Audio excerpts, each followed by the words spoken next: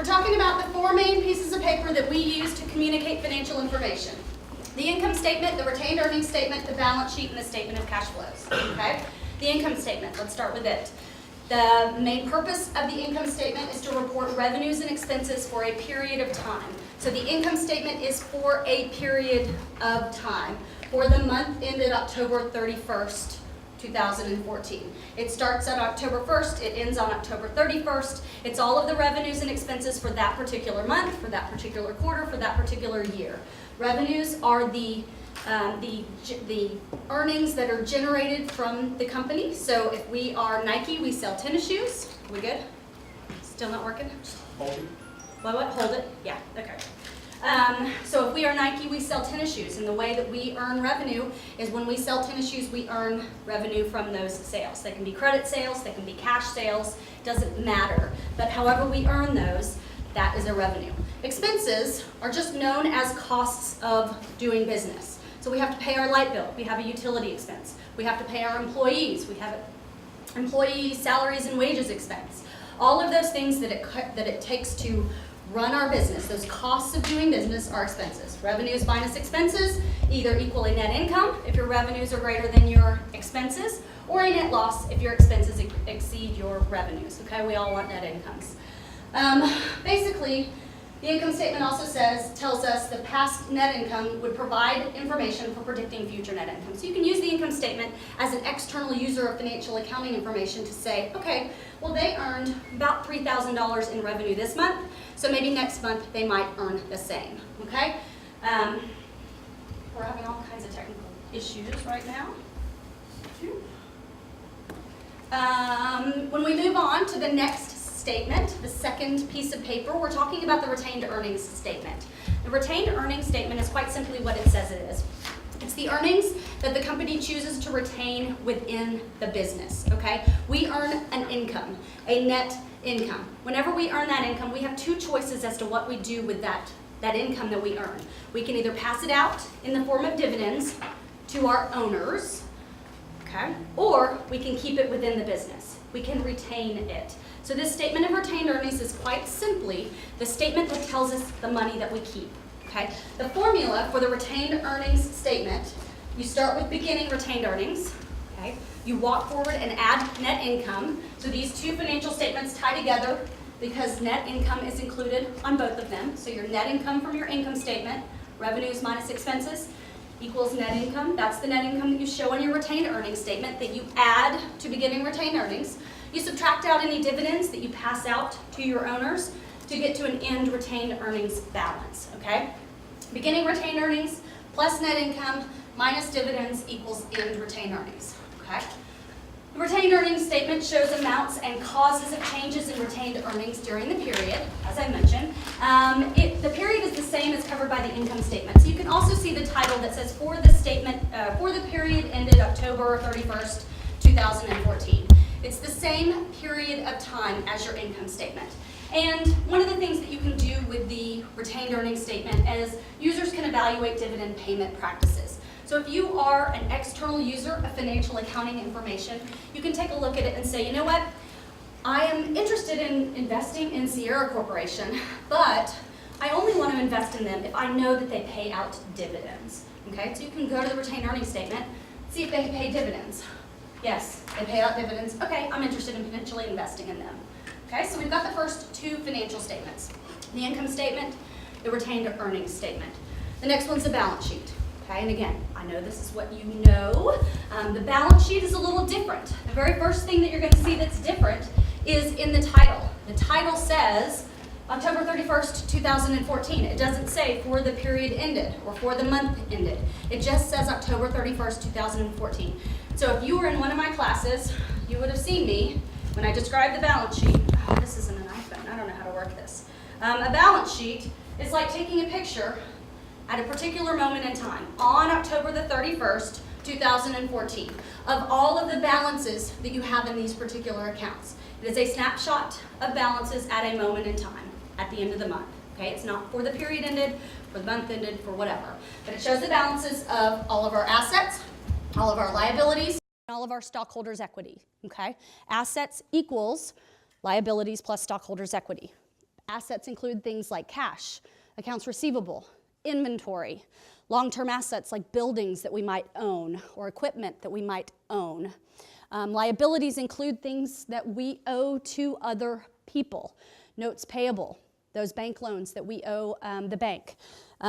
Unearned service revenue. If we have been given money for services that we are going to provide at some point in the future, we owe some services. So that is an outstanding IOU, an outstanding liability that goes in the liabilities section. Salaries and wages payable. That's the payables, the IOUs that we owe our employees for working for us, but not yet being paid, okay? So those are the IOUs for the wages that our employees that have earned but not yet paid. Okay, so we've got assets, we've got liabilities, we've also got stockholders' equity. And if you recall, stockholders' equity is split into two components. The first component is the ownership component, the common stock. Okay, and that's when we have owners in our company, we issue common stock, they give us cash for it. That's this common stock. We'll talk about that a little later. The other component is the retained earnings, those amounts of earnings that we retain within the company for the use of the business, okay? And since I'm mentioning retained earnings, you can see how these two financial statements flow together or work together, because the retained earnings from our retained earnings statement is the exact same as our retained earnings on our balance sheet, okay? So we've talked about the income statement, we've talked about the statement of retained earnings, we've talked about the balance sheet. And the balance sheet, I think I've mentioned all of these things, but it reports assets and claims to those assets, like liabilities and equity, at a specific point in time on October the 31st. It includes our accounting equation that we all know and love, assets equals liabilities plus stockholders' equity, and it lists assets first, followed by liabilities and stockholders' equity, okay? The last financial statement, the last piece of paper that's important for financial reporting purposes is our statement of cash flows, yes? And just like cash is incredibly important to you and to I paid cash for lunch today. I know how much cash I have. I don't have my wallet with me, or I'd prove it to you. But I know how much cash I have in my wallet. You probably know how much cash you have in your wallet. Cash is important. It's an important component of our lives. It's an important component of businesses' lives as well. So because it's that important, we dedicate an entire financial statement to that one line item of cash, right? So the statement of cash flows quite simply shows us all of the inflows and outflows of green dollar bills that the company has for that period of time. It's for that period of time, so on the statement of cash flows, it'll say for the month ended October 31st, just like the income statement and the retained earnings statement, yes. It also will tie to our balance sheet, because the bottom line of the cash flow statement is quite simply just depicting everything that is detailed related to our cash, our asset called cash, yes? So this cash flow statement, quite simply, is telling us what happened for this month or this period with cash to give us this $15,200 balance at the end of the year, at the end of this period, rather, okay?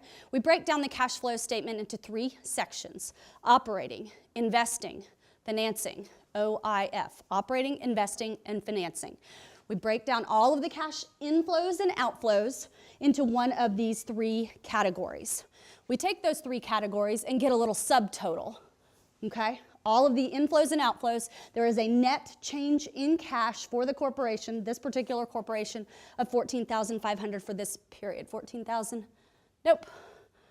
Sorry, 15,200. We add that to the beginning cash balance, and this company was started this particular month. So we add it to beginning cash to get to an end cash balance.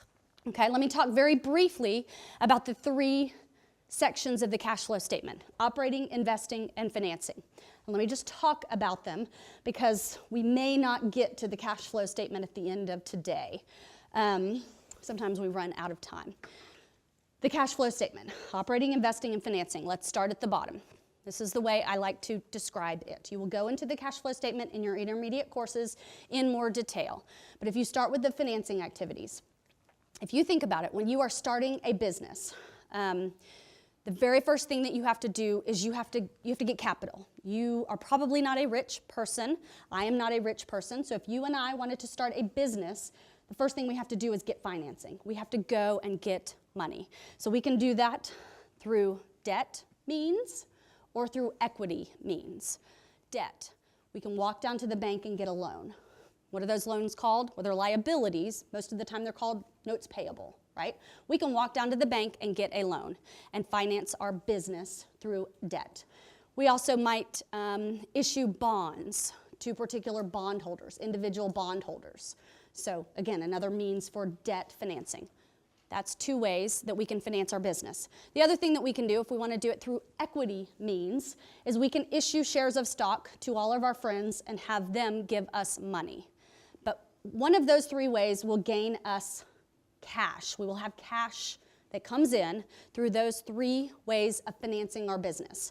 So anything that has to do with long-term liabilities, with equity, any sort of long-term liabilities, debt, through bank loans or through bonds, or anything that has to do with equity goes in the financing activities section, okay?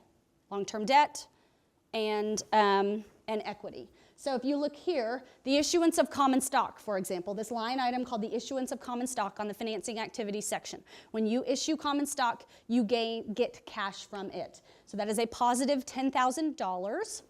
That positive inflow of cash goes in the financing activities section. When we pay dividends, though, to our shareholders, that's also a financing activity section because it relates to our equity. When we pay dividends, we pay them out to our shareholders. So that's a negative number up there. It's an outflow. But those inflows and outflows go in the financing activity section, okay? So after we've financed our business, now we have to invest in our business. So we've gotten money either through, a bank loan or whatnot. Now we need to go buy stuff. We need to buy maybe a building to run our business in. We need to buy tables and chairs and computers so that we can run our business, whatever our business is. We need to invest in our business. So any inflows and outflows of cash related to long-term assets, like buying a building, like buying computers or desks or whatever it is, goes in the investing section of the cash flow statement. We finance our business, debt and equity. We invest in our business, long-term assets. So the example up here in this cash flow statement is purchasing office equipment. Whenever we walk down to office warehouse or whatever, and we go buy desks, we have to pay for them. We paid $5,000, that's a negative number up there, so it's an outflow of cash, okay? So we finance our business, we invest in our business, got it all ready to go. Now we operate our business. We do whatever it is that we do to run our business. So any cash inflows and outflows related to day-to-day operations, paying the light bill, paying our employees, selling goods and receiving cash for it. Any of those cash inflows and outflows goes in the operating activity section. Okay? Operating, investing, and financing, those are the three sections. It's all related to cash, green dollar bills that change hands. Okay? And obviously we know how it relates to the balance sheet through that one line item called cash. Okay, I'm going to skip this. So we've talked about the four main pieces of paper that financial accounting preparers use to communicate information to outsiders.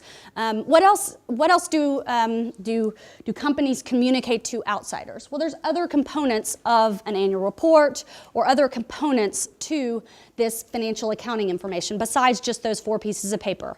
Other things that annual reports include things like the financial statements, those four pieces of paper, but they also include something called management discussion and analysis. And just as a quick little reminder about MD&A for a particular company, if we've got an annual report of a corporation, Starbucks, let's say, because that's the one I use in class, it's probably, I think it's 110 pages, that annual report.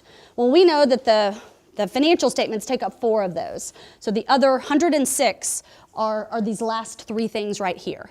The MD&A, the management discussion and analysis, is normally about the first 40 to 50 pages of the annual report. And what that is it's management's discussion about the company. These are the things that we've done this year. These are the global expansions that we've made. These are the new product lines we've developed. These are all the great and wonderful things that are going on at the company. They spend about 40 or 50 pages telling us all the wonderful things that are going on in their company. Sometimes there's pictures, a lot of times there's not if it's a 10K, but sometimes there's little infographics or what have you that are included in a pretty glossy annual report. But that's what management discussion and analysis is. And then you've got the financial statements, and right after the 4 pieces of paper, the 4 financial statements, you've got the footnotes. And all the footnotes are supplements to the 4 pieces of paper. Okay? The footnotes include extra details about the line items on your balance sheet, your income statement, your statement of cash flows, and your retained earnings statement. So one of the footnotes is on inventory. And so if you can see a line item on the balance sheet that says inventory, $10 million or whatever. You flip back to the footnotes and find the paragraph or couple of paragraphs about inventory for that company, and they will tell you the company decides to use this cost flow method, LIFO, last in, first out, when accounting for their inventory, and blah, blah, blah, blah, blah, blah, blah, and blah, blah, blah, blah, blah, blah. So it just provides a little extra information about inventory. It might break down, y'all might like these words because you just got out of 2302. It might break down, inventory includes all of the following. Materials, what else is it? Work in progress and finished goods or whatever. So that's what it provides in those footnotes. So the footnotes provides additional information about those 4 pieces of paper. So we've got the MD&A, we've got the financial statements, we've got the footnotes, and then we've got auditor reports. And the auditor reports are just a few pages, 2 or 3 pages typically, that shows that the financial statements have been audited by an independent public accounting firm. So it will be 1 page long that says, we have audited the financial statements of XYZ Corporation. We've reviewed their balance sheet and their income statement and their statement of cash flows. In another paragraph, it will say, in our opinion, we believe these financial statements are free of material misstatement. And so the external users of this annual report can see that, okay, somebody else has audited and looked at the information that's included in this report. So it's supposed to give you a warm and fuzzy feeling about, the financial reports that are included and the numbers that are included within that annual report. So the auditor reports are included in the financial statements as well, okay? What is next? I'm gonna skip all this. We're gonna kind of skip through. When we are talking about our financial statements. So we've talked about the 4 pieces of paper. Now let's break it down just a little bit more and talk about the accounting equation, if you will. And again, this is just a little bit of a review. We know we've got our assets, we've got our liabilities, and we've got our stockholders' equity. When we are talking assets and liabilities, we generally know what those are. And I've already mentioned in stockholders' equity, we break that down into 2 components. The ownership component, common stock, and then retained earnings. If you think about retained earnings walks forward your income, your net income, and it subtracts off your dividends. Your net income is quite simply revenues minus expenses. Your retained earnings also subtracts off your dividends. So retained earnings equals revenue minus expenses, right, minus dividends. Yes? We're good with that? This may be a slide you remember from 2301 if you took it here at UT Dallas. But this is a little summary of our balances, our natural balances, debit or credit balances in our accounts. Okay? So when we are talking about analyzing accounting information, taking business transactions like selling goods to our customers or paying our light bill or buying inventory from our manufacturer. Any type of business transaction that we have in the accounting world, we turn and we put them into our ledgers, right? We use journal entries with debits and credits that show where these business transactions go. Okay, and the way we do that in the accounting world is by these debits and credits. So if you recall, assets have a natural debit balance. If you don't remember, debit quite simply means left. It's the left side of our T account right here. Debit means left. It doesn't mean your debit card. Credit doesn't mean your credit card. That gets really confusing if you equate these terms, debit and credit, with your debit or credit card. Debit just means left, on the left side of the accounting equation. Credit just means right, on the right side of your accounting equation, okay? Assets have natural debit balances, okay? Where are my dividends? Dividends right here. Dividends have natural debit balances, and expenses have natural debit balances. Assets, dividends, and expenses, ADE, have natural debit balances. Everything else has a natural credit balance. Liabilities have a natural credit balance and are increased through credits. Common stock has a natural credit balance. Retained earnings, revenues, and the like all have natural credit balances. Another way to look at this is we've got our accounting equation that's split right here. Assets equals liability plus stockholders' equity, yes? Everything on the left side of the equation has a natural debit balance. Everything on the right side of the equation that causes the right side of the equation to go up has a natural credit balance. If you recall, dividends and expenses cause this right side of the equation to go down, so they have natural debit balances. Okay? Everything on the right side of the equation that causes it to increase has a natural credit balance. Okay? Everything on the left side of the equation has a natural debit balance. Okay? Debits and credits, and we're going to do them in just a minute. We've also got a couple of other things, a couple of other concepts, 4 other concepts that we just need to keep in mind as we are working kind of on this broad review of financial accounting. There's some assumptions and principles that we need to make sure we kind of remember. There's one called the periodicity assumption. Basically, that says that the economic life of a business can be divided into artificial time periods. There's a big stack right here. Here's a big stack.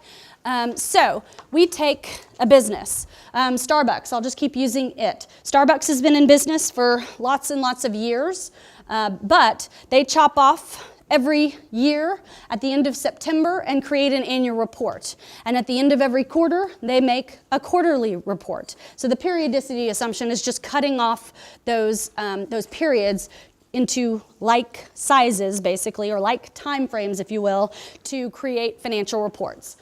Revenue recognition principle.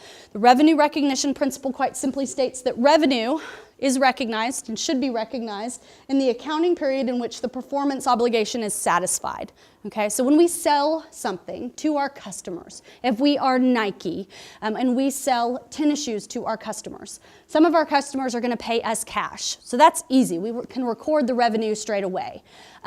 When we sell something on account, which means we sell it to them on credit and they're going to pay us later, some people think, well, maybe we shouldn't record the revenue in this period. Maybe we wait till the cash is received. Well, in the world of GAAP, in the world of financial accounting, generally accepted accounting principles, GAAP, we record revenue in the period in which it is earned. So when we sell those tennis shoes, even though we haven't gotten the cash yet, we still record the revenue at that time period, when the revenue is earned. Selling those tennis shoes is the action that causes the revenue to be earned. We don't have to wait till cash is received in this accrual basis of accounting, okay? So revenue recognition principle says you record revenue in the period in which it's earned. You don't have to wait for cash. The expense recognition principle says basically that you match your expenses with their related revenues. So if we sell tennis shoes this month, we record the revenue this month. We also take any of the expenses related to that sale. We needed utilities. We needed the lights to be on in our store to be able to sell those tennis shoes. The employees that we pay, all of the costs associated with making the tennis shoes or buying the tennis shoes, all of those expenses are also recorded in the period in which the revenue is earned. So the expense recognition principle is also called the matching principle because you just match expenses with their related revenues, okay? And then the last little principle that you want to revenue and expense recognition. We all do this under the accordance of GAAP, generally accepted accounting principles. That's the accounting gods, and those are the people who make the accounting rules, okay? So we talked about the 4 financial statements. We've talked a little bit about debits and credits. As a reminder about journal entries, that's kind of how we are doing this scorekeeping, for lack of a better word. In the accounting world, journal entries are the recording of financial data pertaining to business transactions in a journal such that debits equal credits. Debits always equal credits, our lefts always equal our rights, our assets always equal our liabilities plus stockholders' equity, right?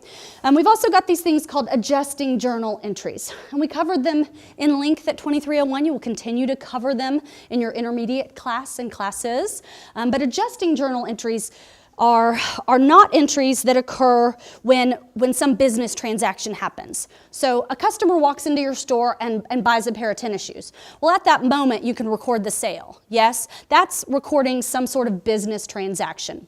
When you pay your light bill, that's also recording that's something that is happening.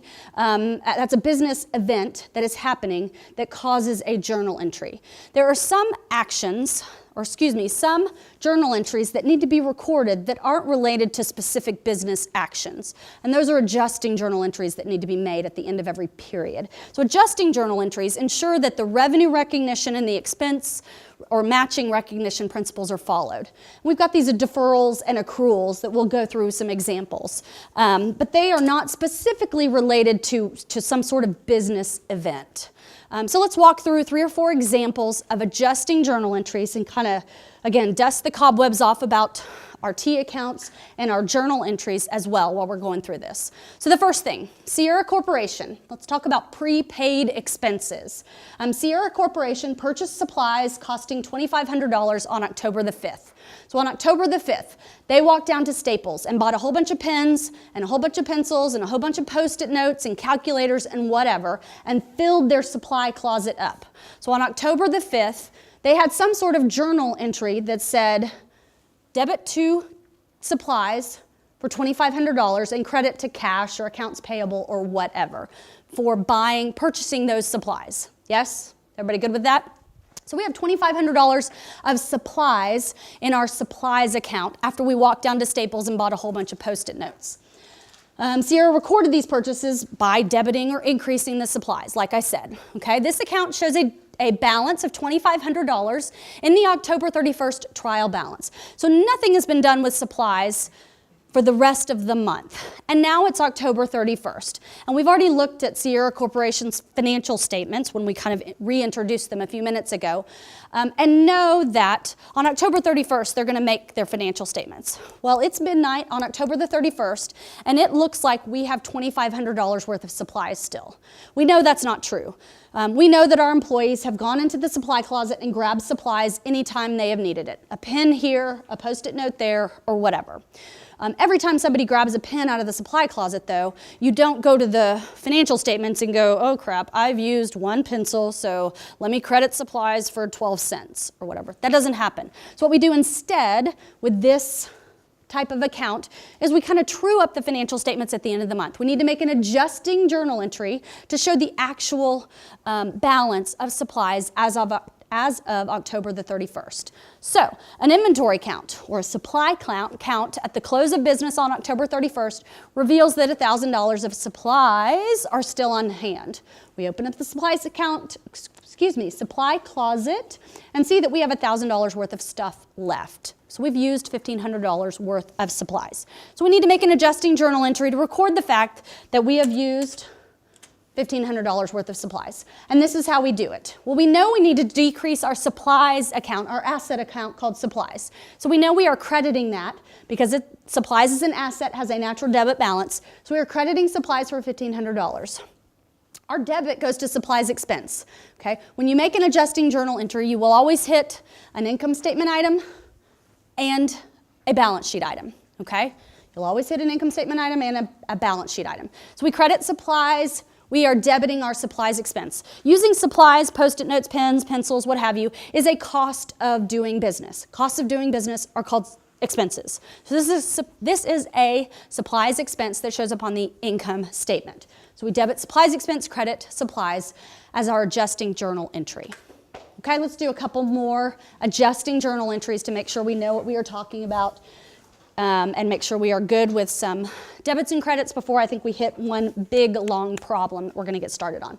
Okay, so another prepaid expenses. Sierra Corporation on October the 4th paid $600 for a 1 year fire insurance policy. Coverage began on October the 1st. So on October the 1st, they walked down to their insurance agent and said, we want insurance. We want you to cover us for a year, and here's $600. So they handed their insurance agent $600. He gave them an insurance policy in return. So they have an insurance policy. That's an asset that we call prepaid insurance. Prepaid insurance has a balance, debit balance of $600 as of the beginning of the month, October 4th when we bought it. So on October 4th, we debited prepaid insurance. We probably credited cash because we paid cash for this insurance.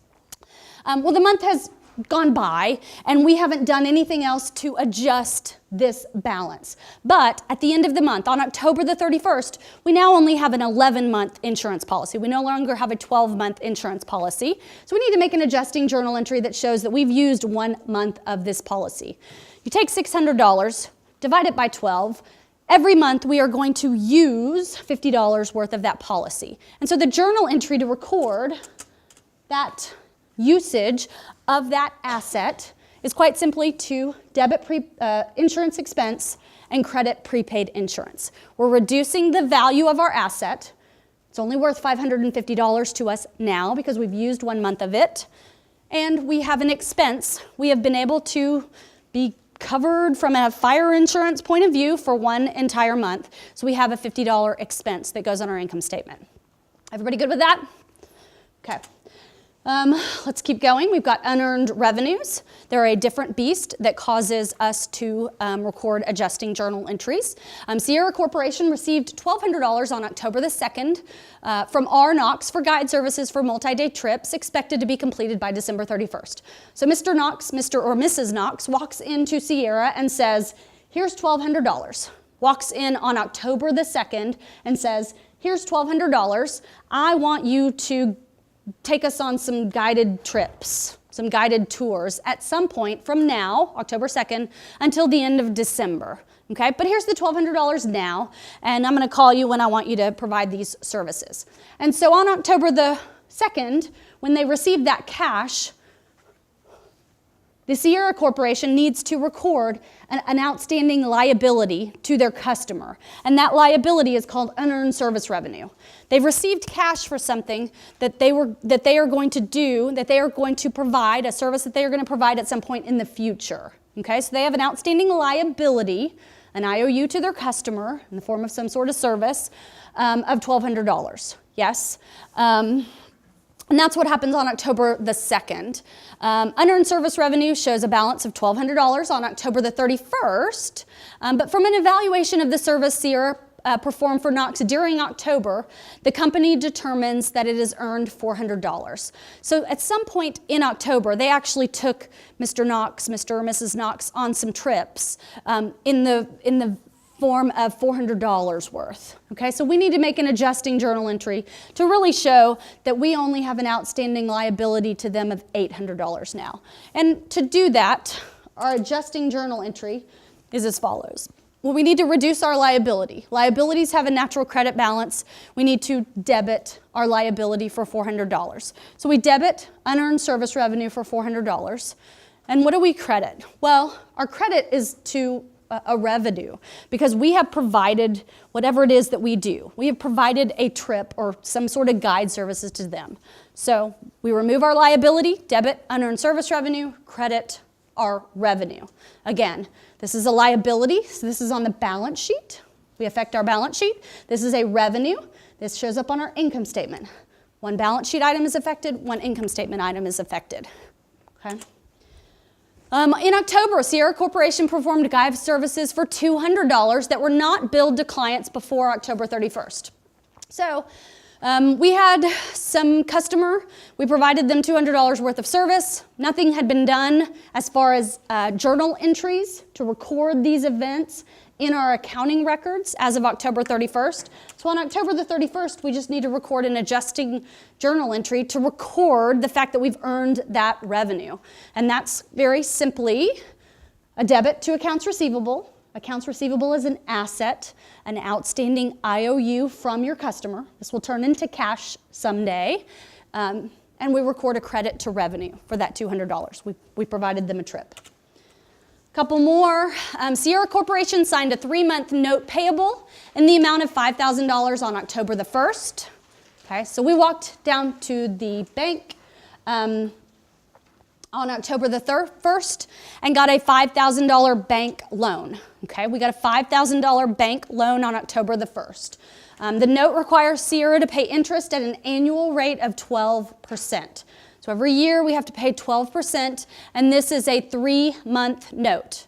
Okay, we've held this note for 1 month of that 3 months. So now it's October the 31st. We've used this money that we have borrowed for 1 month. So we need to record an interest. Okay, we need to record the interest related to this note.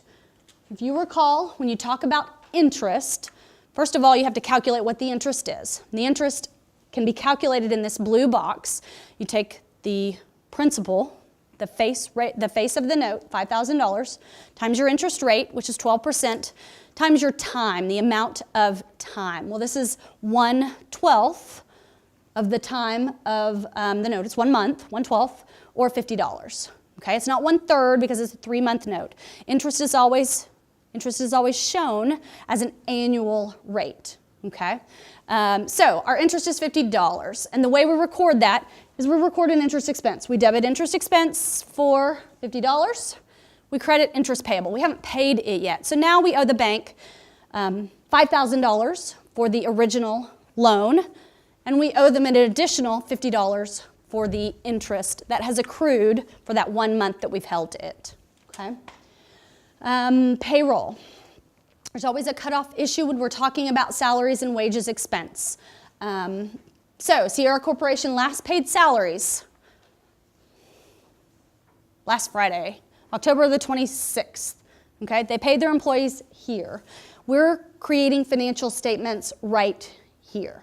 This happens all the time with corporations. They paid their employees here. We're making financial statements here. The next payment of salaries will not occur until November the 9th. So they get paid every other Friday at Sierra Corporation. The employees receive total salaries of $2,000 for a 5-day work week, or $400 a day. $400 a day is what their employees earn. And the accrued salaries as of October 31st are $400, $1,200. So when the company creates financial statements right here, they owe their employees $1,200 for salaries. They haven't paid them yet. They're not going to pay them until November the 9th, but their employees have worked for 3 days without getting paid. And so they have to record a journal entry that shows they have an outstanding IOU to their employees. The way they record that is record a salaries and wages expense for that $1,200, cost of doing business. Their employees worked for 3 days, and now they have an outstanding IOU for their employees that have worked those 3 days. Okay, so you debit expense, you credit payable. Yep. Okay, now if you'll go to your packet, I think there should be some blank space. There's a problem right there that we're going to work through together, and I guess I need a copy of the problem as well. We're going to spend the next few minutes working through a pretty long problem together to kind of go over all of this stuff. We're going to build financial statements. We're going to debit and credit. We're going to do lots of different things, if I can find it. Okay. You've also got a couple of blank pages that follow this problem, because this problem is pretty long, that we're going to go through together. And so you should have plenty of room to write on it, okay? Ooh, I don't know that I brought the solutions, so we better get all this right. Just kidding. Okay, so this is a problem. Well, hello. This is a problem that you may have seen and you may have even worked out in 2301. We're going to work it out again. Give me just a minute to get the slides going. This is Death Valley Resort, okay? So we've got Death Valley, and they have given us some financial information. We've got cash, supplies, insurance, prepaid insurance, land, building, equipment, AP, unearned rent revenue, mortgage payable, common stock, dividends, rent, salaries and wages expense, utilities expense, and maintenance and repairs expense. We've got balances for all of these accounts, okay? We are going to build financial statements, but before we do that, they've given us some additional information, okay? So the very first thing that we're going to do is we're going to journalize the adjusting entries on October 31st for the 3-month period from June 1st to August 31st. So these are the balances in these accounts as of as of August 31st. And we are going to make some adjustments given this other information that they have provided us, and then go from there, okay? We're talking about a 3-month period from June 1st to August 31st. So the very first thing that we're going to do is insurance expires at the rate of $500 per month. So we've got prepaid insurance right here. We already did this example just a few minutes ago with Sierra Corporation. Prepaid insurance shows $5,400, but right now we have not done anything with insurance for the 3-month period, June 1st to August 31st. So we need to record 3 months of prepaid insurance that has been used. In order to do that, we are going to debit our insurance expense for 500 times the 3 months for $1,500, and we're going to credit prepaid insurance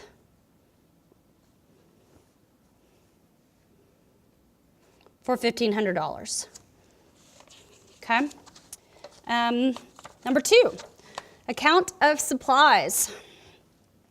On August 31st, shows $900 of supplies on hand. So right here, we think we have $4,300 of supplies, but we did an inventory count and we see that there are only $900 of supplies that are really in our supply closets. We need to make an adjusting journal entry. That's number 1. This will be number 2, to reduce the value of our supplies. We have used $4,300 minus $900 worth of supplies. So we record supplies expense, we debit supplies expense for whatever $4,300 minus $900 is, which would be $3,400. And we're going to credit supplies for $3,400. Yes, we're trying to adjust the value of our supplies to true up the financial statements through that adjusting journal entry. Next adjusting journal entry, or next other data, says that annual depreciation of $6,600 was on the building and $4,000 on the equipment. If you remember, when we're talking about long-term assets wear out over time. We have to record depreciation. We'll talk about that in more detail in just a few minutes. But to record depreciation each period, we have to make an adjusting journal entry. So in order to record depreciation for assets, if you recall, you always debit depreciation expense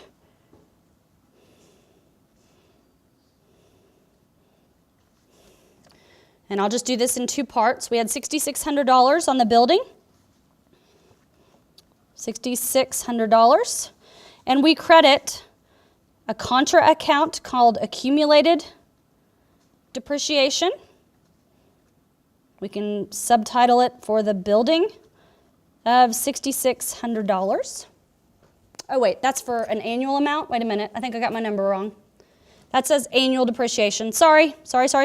These numbers are incorrect. We're talking about 3 months. So, 6,600, sorry, times 1/4 of the year. Sorry. The numbers would be 1,650, I think. Thank you. Sorry, guys. Okay. We also have depreciation related to equipment. It depreciates by $4,000 each year. So if we are recording an adjusting journal entry to record depreciation for the past 3 months, we'd record a depreciation expense debit for $1,000. So debit depreciation expense for $1,000. We would credit accumulated depreciation related to that equipment for $1,000, okay? And you could squish this up a little bit and just use one line item called depreciation expense if you really wanted to, but whatever. Okay, so that's our adjusting journal entry related to depreciation. Number 4 tells us that we had unearned rent of $4,000, and that was earned prior to October 31st. So we had an outstanding liability. We owed services to our customers. We actually earned that revenue during this 3-month period, so we need to record an adjusting journal entry to show that we have actually earned that rent. Okay, we have unearned rent revenue, if you take a look at, has a $6,800 credit balance. So we have $6,800 worth of services that we have outstanding to our customers, but $4,000 of it was really earned. And so we need to reduce this value by $4,000. Unearned rent revenue is a liability. It's an outstanding service obligation to your customers. It's got a natural credit balance. So to reduce that, we debit our unearned rent revenue.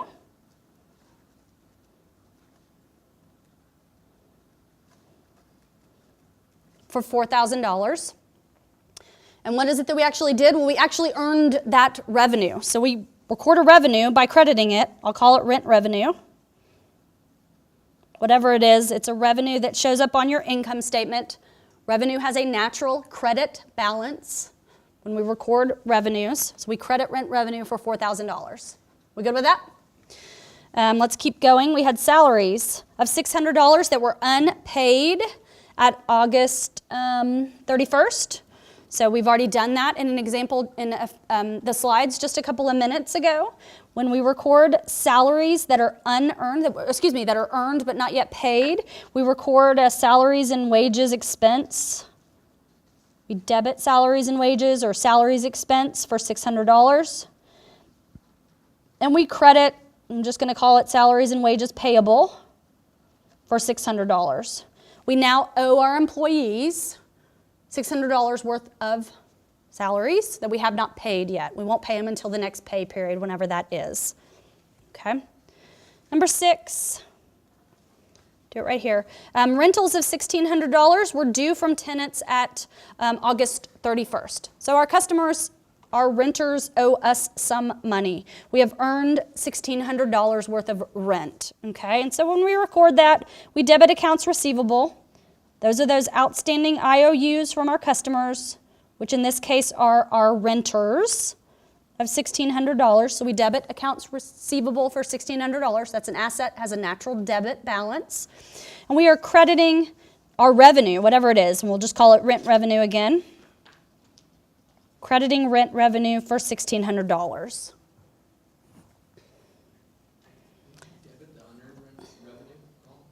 Unearned. It's not an outstanding, it doesn't tell us, it tells us right here to use accounts receivable, so it's not an unearned thing right now. Yeah. So if it was something that was unearned, we would, but otherwise, no. This is just an amount that our customers have used, but they haven't paid us for yet. And then the last adjusting journal entry that it asks us to make or provides us with information about is a mortgage. The mortgage interest rate is 6% per year. The mortgage was taken out on August the 1st. So we've got a mortgage. We've got a $120,000 mortgage. We took it out on August the 1st. So we've had a mortgage outstanding for 1 month, right? August 1st to October the 31st, that we now need to record interest on. We need to pay interest or record interest on it. We're not paying it yet, but we have incurred it because we've had that outstanding mortgage loan from whoever our mortgage provider is for 1 month period. Okay, it's a $120,000 mortgage. So when you calculate that mortgage, it's $120,000 times that's your principal times your interest rate, which is 6%, times your time, which is 1/12, 1 month. So I think your interest that is owed for borrowing that money for 1 month period is $600. Can you do the math on that? Okay. So to record the journal entry, it's just like we did a few minutes ago when we recorded our interest adjusting journal entry. We record a debit to interest expense. We've used that money for a month. Expenses are just a cost of doing business, natural debit balances. So we debit interest expense for $600. We credit interest payable. We haven't paid it yet, but we are going to have to pay it at some point when we make our mortgage payments. It's a liability, an outstanding IOU that we credit for $600. Okay? So that's step A. We have journalized the adjusting journal entries for that period.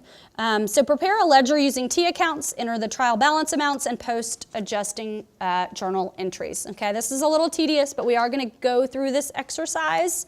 I'm going to skip step C, but we'll go through step B. Okay, we're going to make T accounts for all of these accounts. And again, I realize it's a little tedious, but I want you to be able to, I want to remind you about T accounts. I want to show you where these balances are. I want you to get comfortable with them and just show you how they work so that you are reminded of them and are comfortable with them. Okay, so I'm making T accounts. And the way I like to make T accounts, I'm getting out a new piece of paper. We'll see if it'll work out. Assets equals liabilities plus stockholders' equity. I'm going to try to put all my asset T accounts on the left side of the paper, liabilities, and then stockholders' equity on the right, liabilities in the middle. We'll see if it works out. But let's start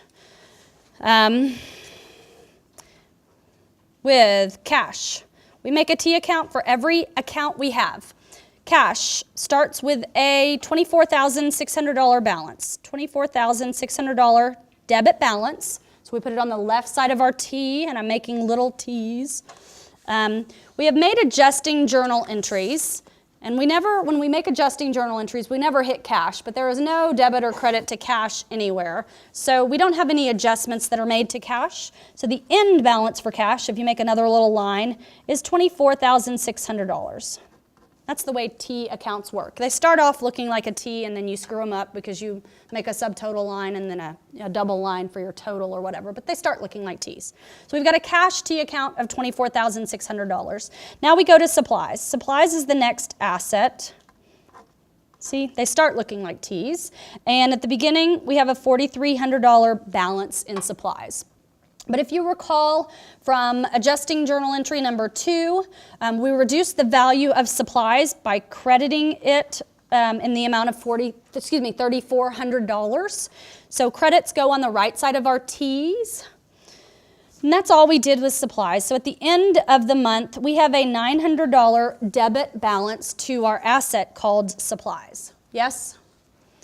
$4,300 minus our credits, $3,400 equals $900, and that's the way these T accounts work, just as a reminder. Next, we have prepaid insurance, and I'm abbreviating in the interest of time. What time did we start? Wow, okay. Prepaid insurance, $5,400 is its beginning balance on the trial balance. We did have an adjustment to our prepaid insurance in adjusting journal entry number 1. We had a credit of $1,500. So our balance in prepaid insurance at the end of this period is, what, $3,900? Y'all let me know if I get some of these numbers incorrect. The next one is land.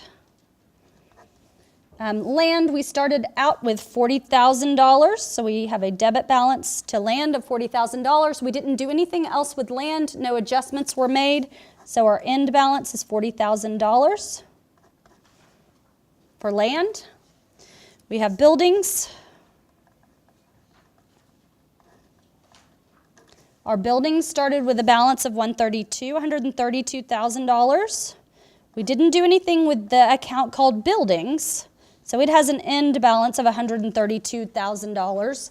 But we do now have an accumulated depreciation account related to the building.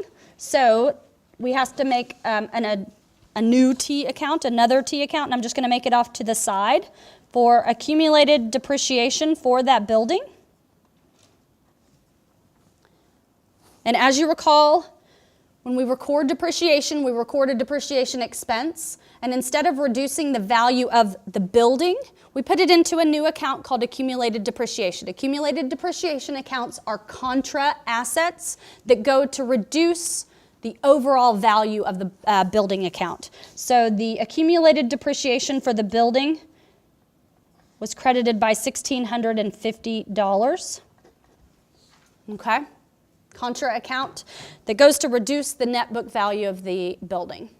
So the net book value of this building at the end of this period is $132,000 minus $1,650, basically. Okay. We also have equipment. The equipment has a value of $36,000. We didn't do anything to the equipment, but we do have, so it has a $36,000 balance at the end of the period.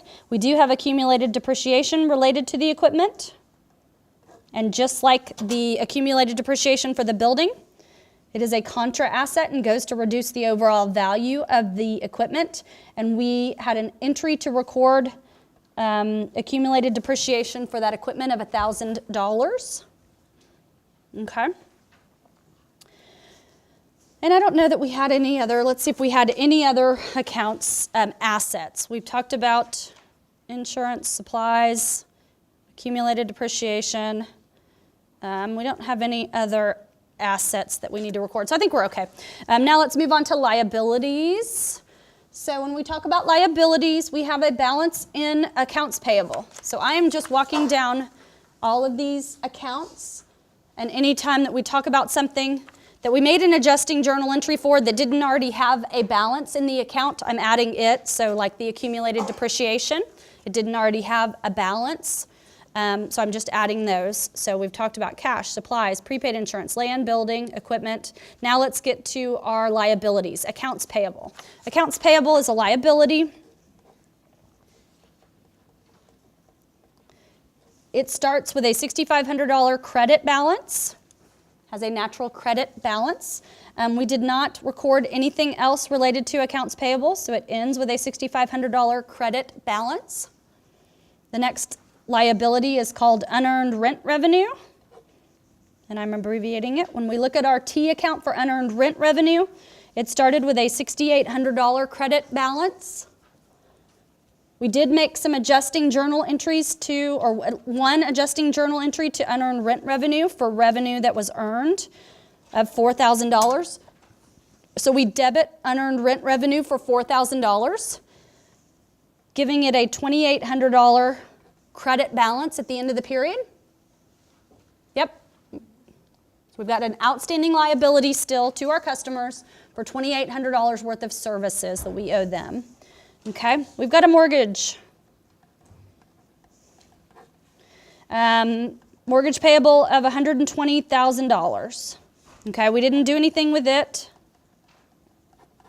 So it's still a balance of $120,000. And let's see if we've got any other payables. We do have a couple other payables that we need to record that we haven't included yet. We didn't have a balance in our trial balance for salaries and wages payable. So let's make a T account for that liability of $600. So we've got salaries and wages payable, which is a liability we record for $600. Okay. We also have interest in adjusting journal entry number 7. We created an interest payable.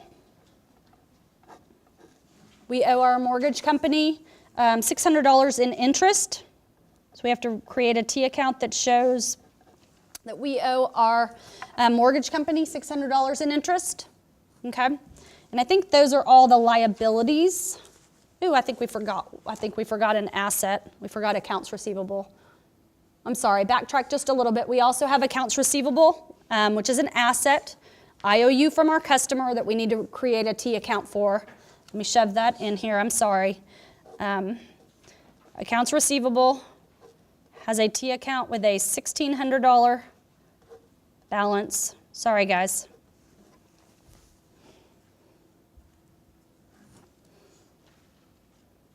Okay. And again, I know this is tedious, but let's keep walking through it.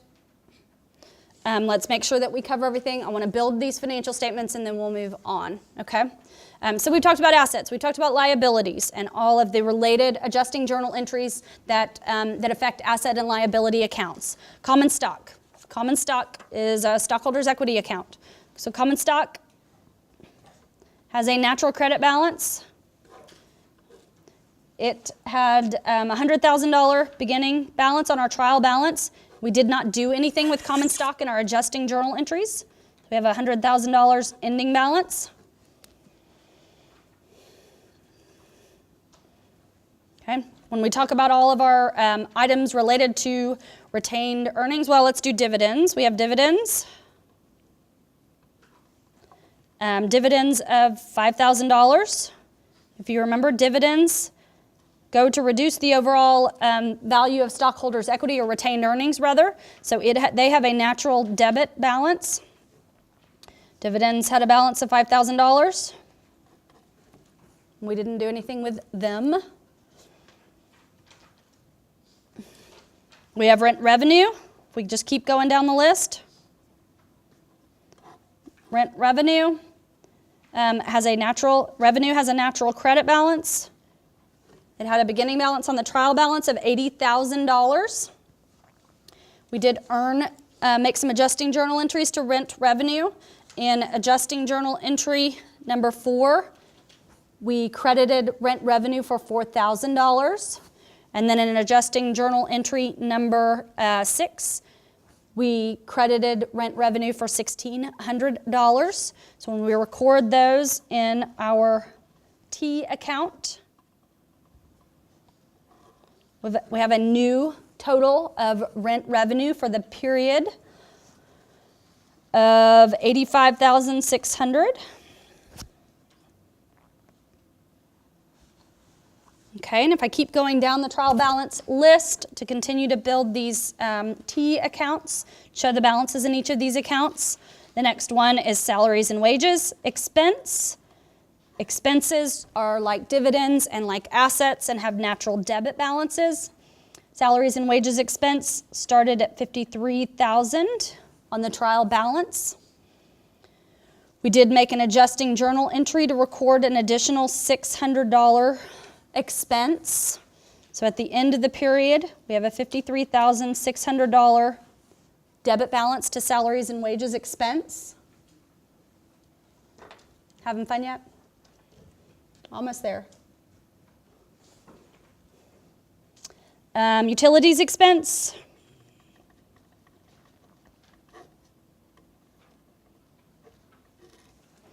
Utilities expense has a trial balance of $9,400. We did not make any adjusting journal entries to it, so it has an end balance of $9,400. Maintenance and repairs, same thing, maintenance and repairs expense. Started at $3,600 on the trial balance. We didn't make any adjusting entries to it, so it ends with $3,600. Okay. So we've talked about everything on our trial balance.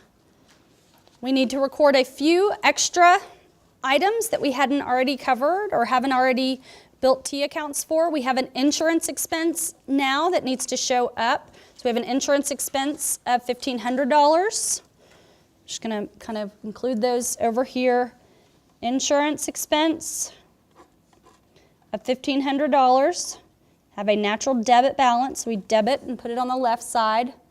Again, I'm just building T accounts for all of these accounts. Supplies expense for $3,400.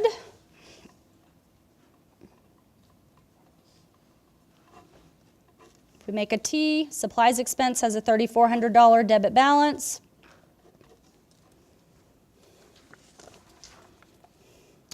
Depreciation expense. We have for depreciation, we have an entry for $1,650, an entry for $1,000. You can combine those. So a total for depreciation expense of $2,650. And then I think the last account we have is interest expense, and we haven't recorded that already, have we? Nope. Interest expense. We had an interest expense of $600. Okay, that is a whole lot of T accounts. Okay, and I know this exercise is a little bit futile, but at least now you've got a very thorough understanding and reminder about how T accounts work. So we started with kind of a trial balance, a beginning balance before any adjusting journal entries were made. And then we went and we made adjusting journal entries for things that happened during the month that hadn't yet been recorded. We put all of that information into T accounts so that we could see the effect of each individual account and get balances on each individual account, okay? The last thing that we want to do is now we want to build financial statements. So we're going to make an income statement, a retained earnings statement, and a balance sheet as for August 31st, okay? So we're going to make these 3 financial statements and then we'll move on, okay?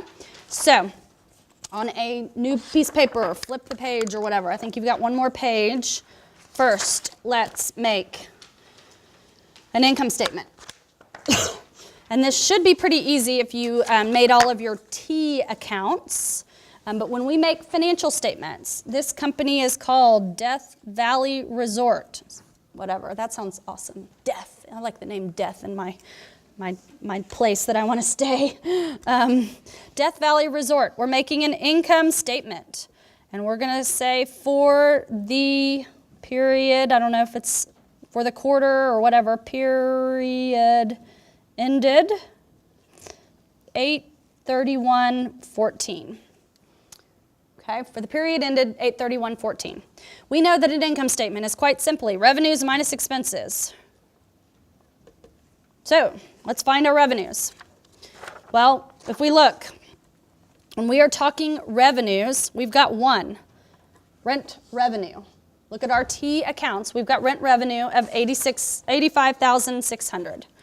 So we've got rent revenue of $85,600. Okay. Now we've got expenses, and we've got a lot more of those. So we've got expenses, and let's just take a look at our T accounts. Sometimes you make these prettier. We can make a classified income statement for expenses, including cost of goods sold or whatnot. I'm just going to list these all out. We're not going to put them in any great, wonderful order. We are just going to list them in the order that we see them right now. So salaries and wages expense of $53,600. Salaries and wages expense, $53,600. Next, utilities expense of $9,400. Utilities expense, $9,400. We've got maintenance and repair expense for $3,600. Maintenance and repair expense, $3,400. More expenses, insurance expense for $1,500. So insurance expense for $1,500 on our income statement. The next T account, supplies expense for $3,400. So on our income statement, supplies expense for $3,400. Depreciation expense for $2,650. Depreciation expense, $2,650. And I think last but not least, interest expense, for $600. Interest expense for $600. Okay, I'm going to use a cheat sheet and find what this totals. Say it again. Which one? Maintenance and repair. Did I get it wrong? $3,600. Sorry. Thank you. Thank you. I appreciate it. Okay, so when you add all of this up, you get total expenses of $74,750. Okay, so we can write what total expenses, $74,750. And so our net income, revenues minus expenses, $86,500 minus $74,750 is $10,850. Okay? Thank you, and I apologize. My handwriting's messy and my numbers may be a tiny bit off. Okay? So we made an income statement by quite simply knowing, taking our trial balance numbers, working with our adjusting entries, and building our T accounts to reflect all of that. Okay? Now let's make a retained earnings statement. Let's do this all over again. Death Valley Resort retained earnings statement for the period ended August 31st, 2014. We know a retained earnings statement has the following formula. We start out with beginning retained earnings. And this is a new company. We don't have any retained earnings, so it's just 0. We add in our net income. Add net income. We know what net income is. It's $10,850. We subtract off our dividends, those amounts that we decide we want to give to our owners. We know we have dividends. We made a T account for it. We have $5,000 of dividends that were handed out this period. Okay, so we subtract off $5,000. So our end retained earnings, beginning plus net income minus dividends, is $5,850. Cool? Everybody cool with that? Okay, and I hope y'all still have a little bit of room. We're going to make a quick balance sheet before we put this. This is the longest, most exhaustive problem. The rest of them won't be this long. Okay, let's make a quick balance sheet. Death Valley Resort. Balance sheet. Now we don't say for the period ended, we just put the date. August 31st, 2014. We make assets. Assets equal liabilities plus stockholders' equity. Okay?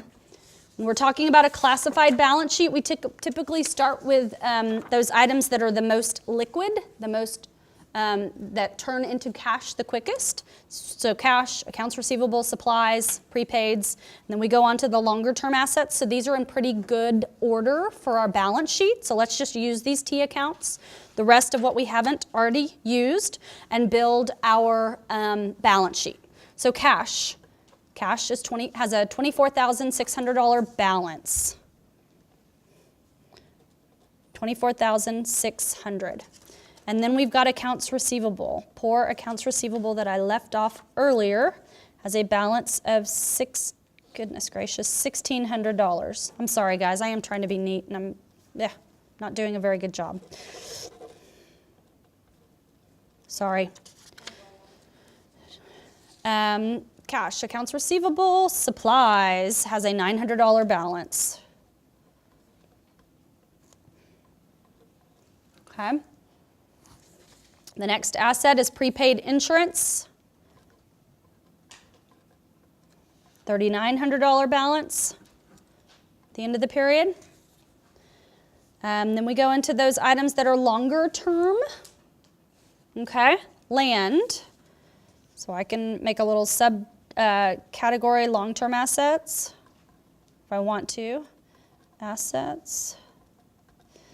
We can call this land for $40,000. We've got buildings.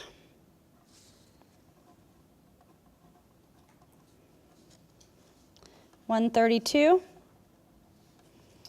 Less the accumulated depreciation related to it of $1,650. So a net book value, hang on, of $130,350.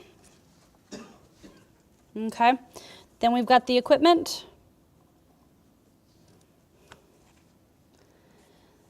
Equipment has a $36,000 balance, less the accumulated depreciation of $1,000.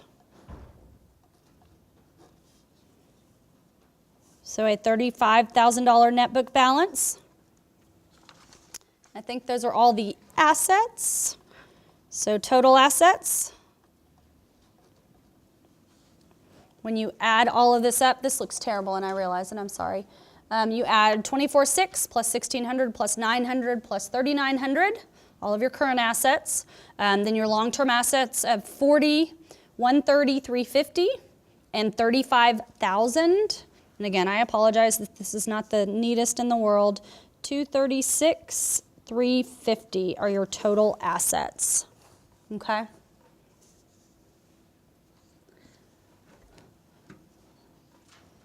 Then we've got our liabilities and stockholders' equity section down below. Okay? First, we've got liabilities. We've got liabilities that include accounts payable. Accounts payable, we've done all this. Accounts payable have a $6,500 balance. Next T account is unearned rent revenue. It has a balance of $2,800 at the end of the period on August 31st. Then let's see, do we have any other short-term? Yeah, we've got salaries and wages payable of $600.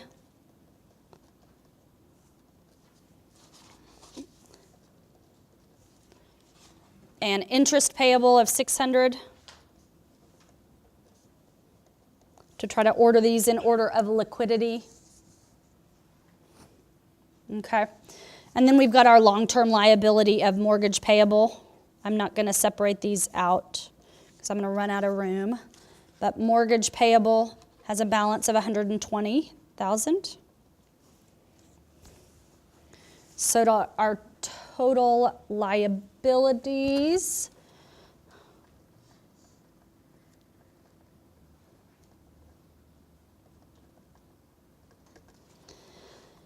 when you add all of these up are 130, 500, trust me on that one. And then in stockholders' equity, as you recall, stockholders' equity is comprised of common stock of $100,000. So common stock of $100,000 and retained earnings. And we get our retained earnings from our retained earnings statement, so 5850.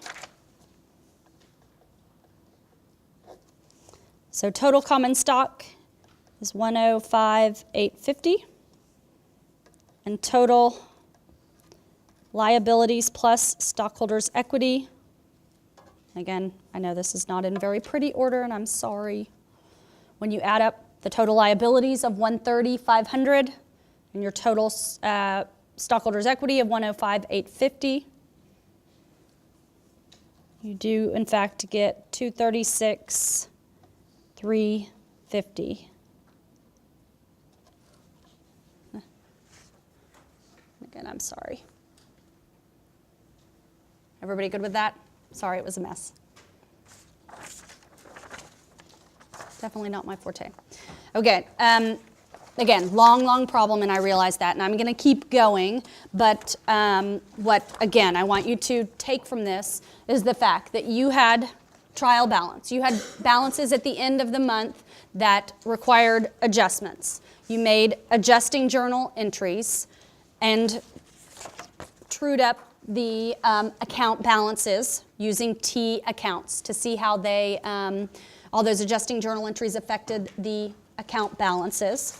And then you built an income statement. Revenues minus expenses equals net income. Then you built a retained earnings statement, tying in your net income from your income statement. And then you built a balance sheet, assets equals liabilities plus stockholders' equity. Your retained earnings show up in your stockholders' equity and tie back to your retained earnings statement. We don't have enough information to make a cash flow statement, but if we made a cash flow statement, it would be quite simply showing how we got $24,600 in our cash account at the end of this period, okay? So congratulations. I hope that was a pretty thorough review of all things big picture-wise, from 2301, okay? So that's your big picture review of the 4 main financial statements, of journal entries, of adjusting journal entries, of debits and credits, of building financial statements, and all that, okay? This is where we're going for the next hour and a half. I'm going to drill down into each of these accounts, just like we did in 2301. So we learned all about the financial statements, and then we kind of dug a little deeper into some particular financial statements that required a little bit closer look. That's exactly what you're going to do in your intermediate classes. What we do in 2301, or what you did in 2301, is we talked on a small scale, on a very introductory scale, about things that were important with these particular accounts. You are going to dig deeper and do a more deeper review and gain a deeper knowledge of what you need to know for these accounts in intermediate, okay? The first account that we stop at typically, well, we stop at cash typically, but cash is cash and cash is easy. So the next one that we typically stop at and have a discussion about is accounts receivable. We know what accounts receivable are. Accounts receivable is an asset to the corporation. Accounts receivable are IOUs from our customers. Customers buy things from us, but they don't give us cash right away. So we record a sale and we record a receivable from our customer. So we have this asset called accounts receivable. Our customers owe us money. Does that 100% of the time turn into cash? No. Some customers pay us back. Some customers don't pay us back. So we stop and have a conversation about accounts receivable because we need to come up as the accountants for financial statement purposes. We need to come up with an estimate of those amounts that we do not think will be collected from our customers, that won't turn into cash. Okay, and so that's why we have a deeper discussion about accounts receivable in all of your financial accounting classes. So the first thing that we're going to do before we dig a little deeper into that conversation about how to come up with that allowance for doubtful accounts is let's review the major types of journal entries for accounts receivable. And this is straight from the 2301 book. You have probably seen this before, but just as a quick review, when we are talking about accounts receivable, we'll assume that Jordache Company on July 1st sells merchandise on account to Polo Company. So Polo Company buys stuff from Jordache for $1,000. The terms are 210 net 30. And so what they want us to do is to prepare the journal entry to record this transaction on the books at the time of sale. And so that's the easy part. That's the easy part.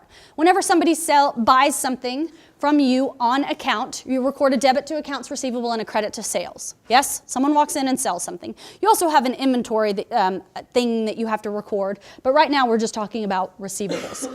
So you record debit to accounts receivable. Your customer owes you $1,000, so you have an asset called accounts receivable, and you get to record a credit to your revenue of $1,000 as well. And just as a quick reminder, this term 210 net 30, in case you forgot, you'll see it again here in your intermediate or elsewhere, in your intermediate class or somewhere else. 210 net 30 basically means the first number, 2, means that you get a 2% discount if you pay this invoice, this $1,000 invoice that you have as a customer within the first 10 days. If not, the net amount, the total amount, is due within 30 days. Okay, 210 net 30 is a common sales term. It can be 315 net 60. The numbers don't matter, but the verbiage is the same. 2% discount if you pay this within the first 10 days. If not, the net amount is due within the 30-day term of the invoice. Okay. So right now we record a debit to receivable, a credit to revenue for the $1,000. And then if you go on through the month of July for this particular sale, on July 5th, Polo walks back into Jordache and returns merchandise worth $100 back to Jordache. And so you've got a sales return. Whenever you record a sales return, this is how you do it. Well, they walk back in. They had bought $1,000 worth of stuff from you, and then they walk back in and said, well, here's $100 of it back. I don't want it. And so they now owe you $900. They don't owe you $1,000 because they've returned $100 worth of it. So the easy part is you credit accounts receivable. You reduce the value of the accounts receivable. They only owe you $900. So now you have a $900 outstanding receivable from your customer. The corresponding entry, the debit, goes to an account called sales returns and allowances. And it's kind of, for lack of a better way to describe it, it's kind of a contra sales account. It goes to reduce the value of your sales account. Your sales have a natural credit balance. Sales returns and allowances have a natural debit balance. So you sold $1,000 worth of stuff, but they brought back $100 worth of it. And so you have basically net sales of $900, and they owe you $900. On July 11th, the next item, Jordache receives payment from the Polo Company for the balance due. So that's within the first 10 days. That's right on the 10th day, July 1st to July 11th, 10 days. They pay the amount that they owed, the $900. They did take advantage of the 2% discount. And so let's look at the journal entry to record when a customer takes advantage of a discount. The easy part, again, the thing that I think is the easiest part, is you no longer have an outstanding IOU from your customer. They owed you $900, and now they don't because they paid and made good on it. So you credit accounts receivable for $900 to wipe accounts receivable clean, to wipe it down to zero. The other thing that you can record is they paid you. They paid you cash. They walked in and handed you cash. Well, they took advantage of the sales discount, so they didn't pay $900. They paid 98% of that, or $882. Okay, so you debit $882, debit cash for $882. You credit accounts receivable for the full $900. The rest of it is a sales discount. And again, sales discount kind of works similar to sales returns and allowances to reduce the value of the sale for that 2% discount that they took, okay? So again, these are just kind of the basic journal entries that relate to accounts receivable when you see them. I'm skipping credit cards. I don't care about credit cards. Blah, blah, blah, blah, blah, blah. Skip those. So let's work out a problem related to accounts receivable, okay?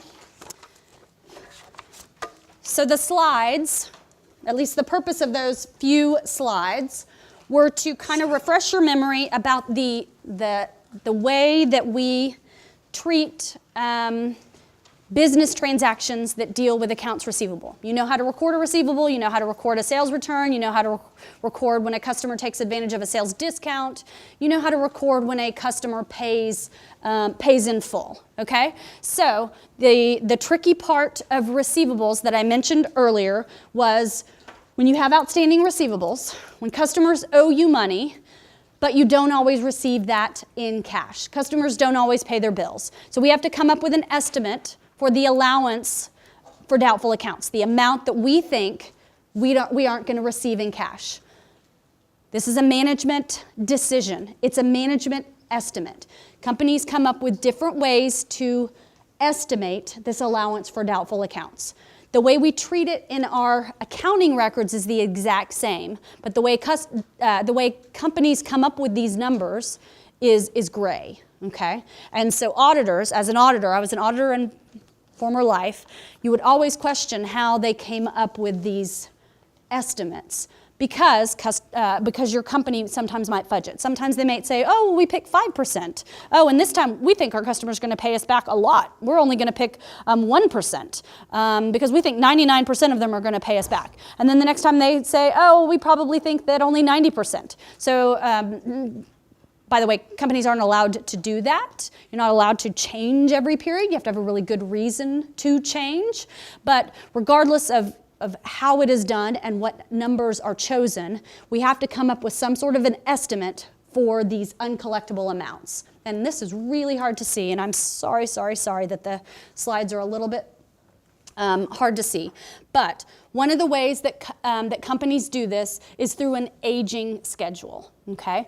And the idea and the premise is this, that if you have customers that owe you money, most of your customers are going to pay you back on time, okay? So there's likelihood, if you've got customers out there that have current invoices, they're going to pay you back on time. There's a high percentage of them that are going to pay you back on time.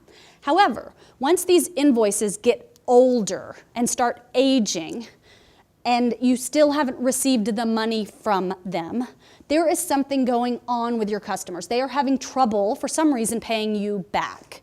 And so the likelihood that you will receive the cash for these old invoices continues to go down. And the likelihood that you will not see that cash goes up, okay? And so in an aging schedule, companies come up with aging schedules and kind of put the invoices into age buckets, if you will, or age columns. So this is one example of them. We have a company, Reynolds Company, that uses the allowance method of accounting for bad debts, okay?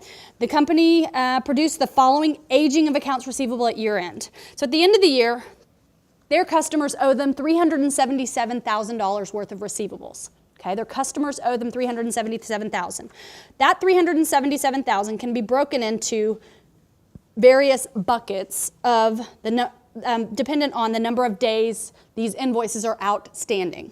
So in the first column or bucket, if you will, there are $220,000 worth of invoices that are anywhere from 0 to 30 days due. Okay, 0 to 30 days past due.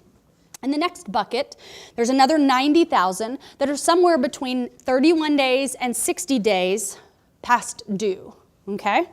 The next bucket, there's $38,000 worth of invoices that are even older, 61 to 90 days past due.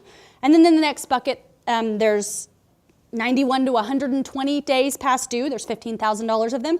And then there are even people that after 120 days still have not paid their outstanding invoices back to you in the form of $12,000, okay? And so, like I mentioned earlier, the likelihood that you will receive that money continues to dwindle over time. So the percent of uncollectability continues to go up.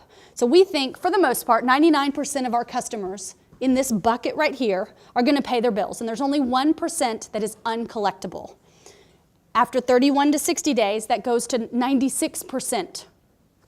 Received rate, or 4% uncollectible.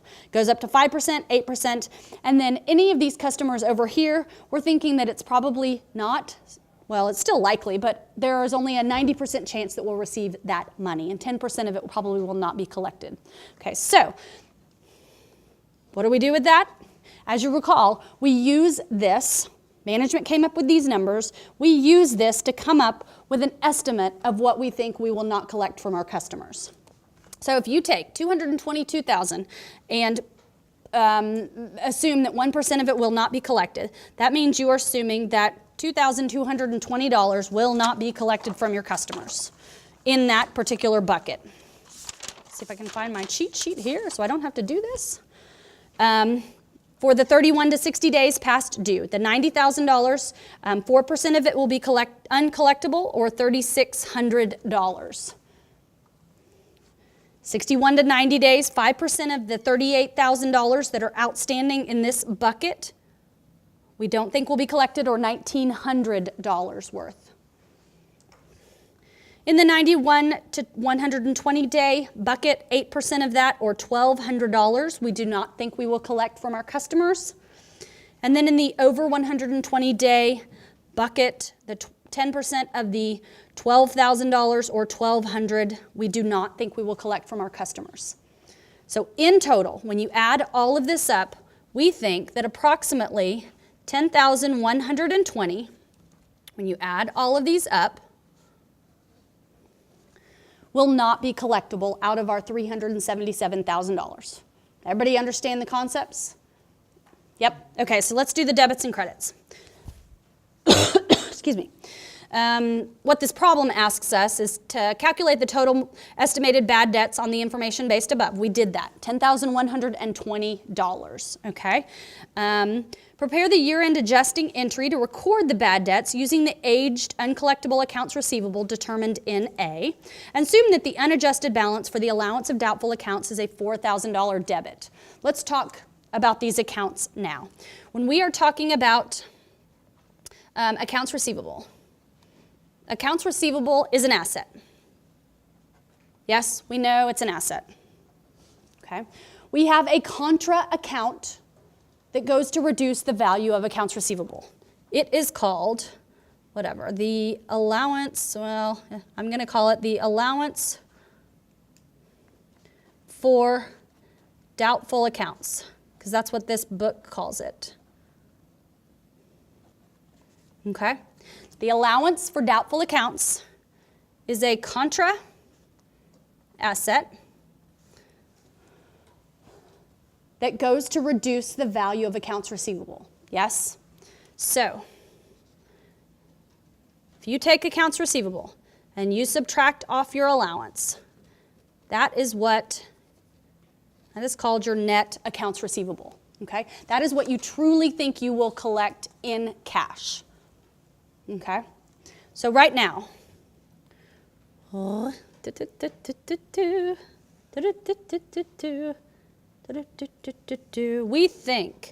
know that our accounts receivable is $377,000. We know that based on that, we want to build an allowance of $10,120. So our net accounts receivable, and this is not part of the problem, I'm just 880, 366 maybe.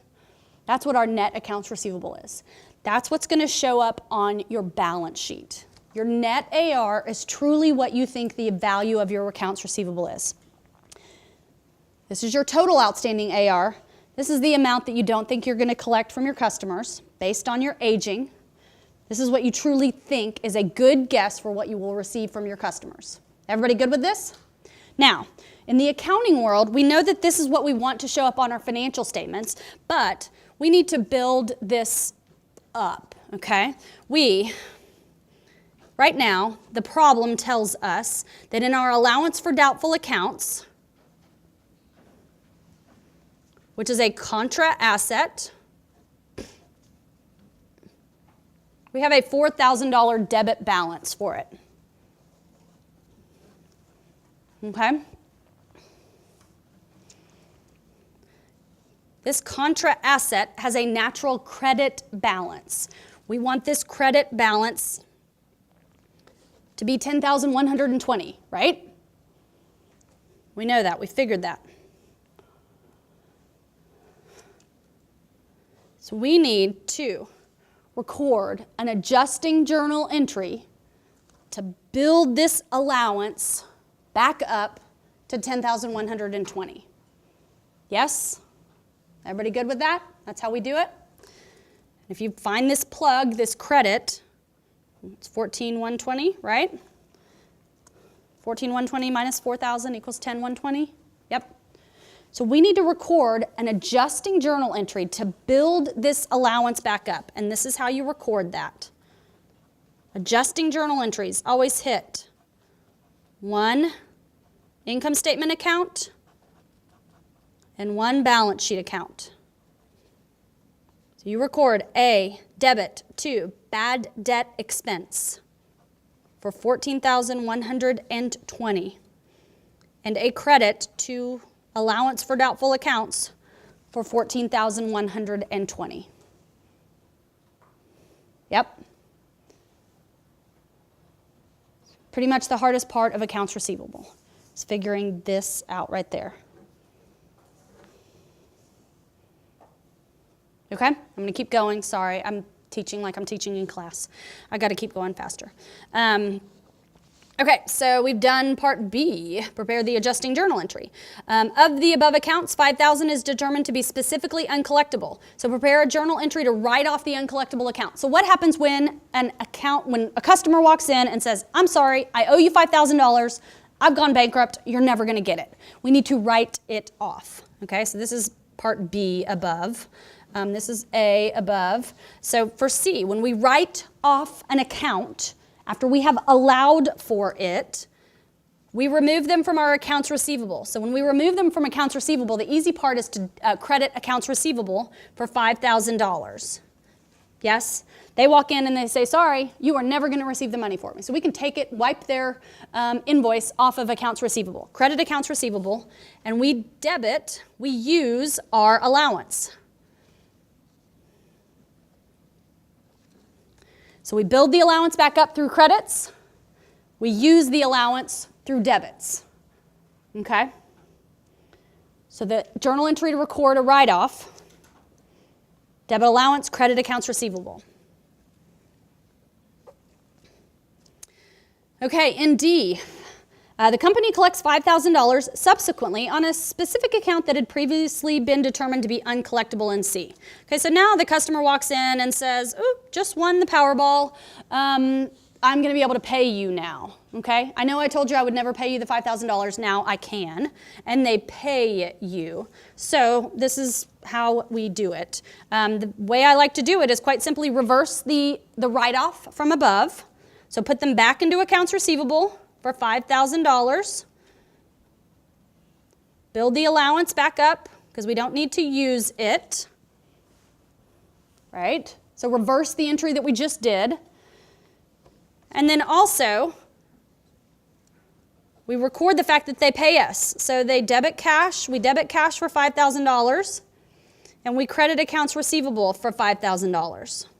Take them back out of accounts receivable. Since they paid us, they no longer owe us, right? And I realize we have a debit to receivable and a credit to receivable for $5,000. You could wipe these two out, but I like to show it in these two steps so you can think about it logically, okay?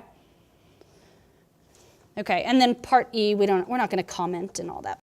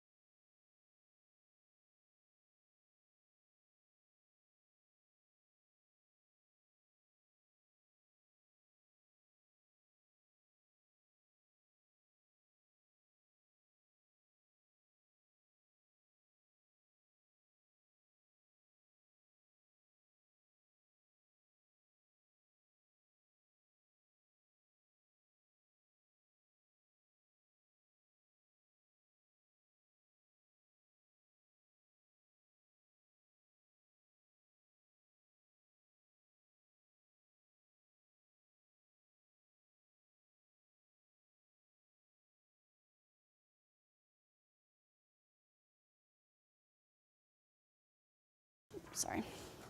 Okay, so those are the intricacies of accounts receivable.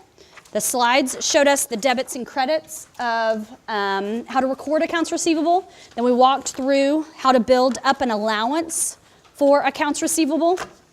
And we are good with that. You will continue to build on that in your intermediate class. Okay. So we've talked about accounts receivable. The next account that we're going to dig into just a little bit more, and my numbers maybe, I hope I fixed them, maybe not, is inventory. We march down the balance sheet, we stop and we talk about receivables. Now we're going to talk about inventory.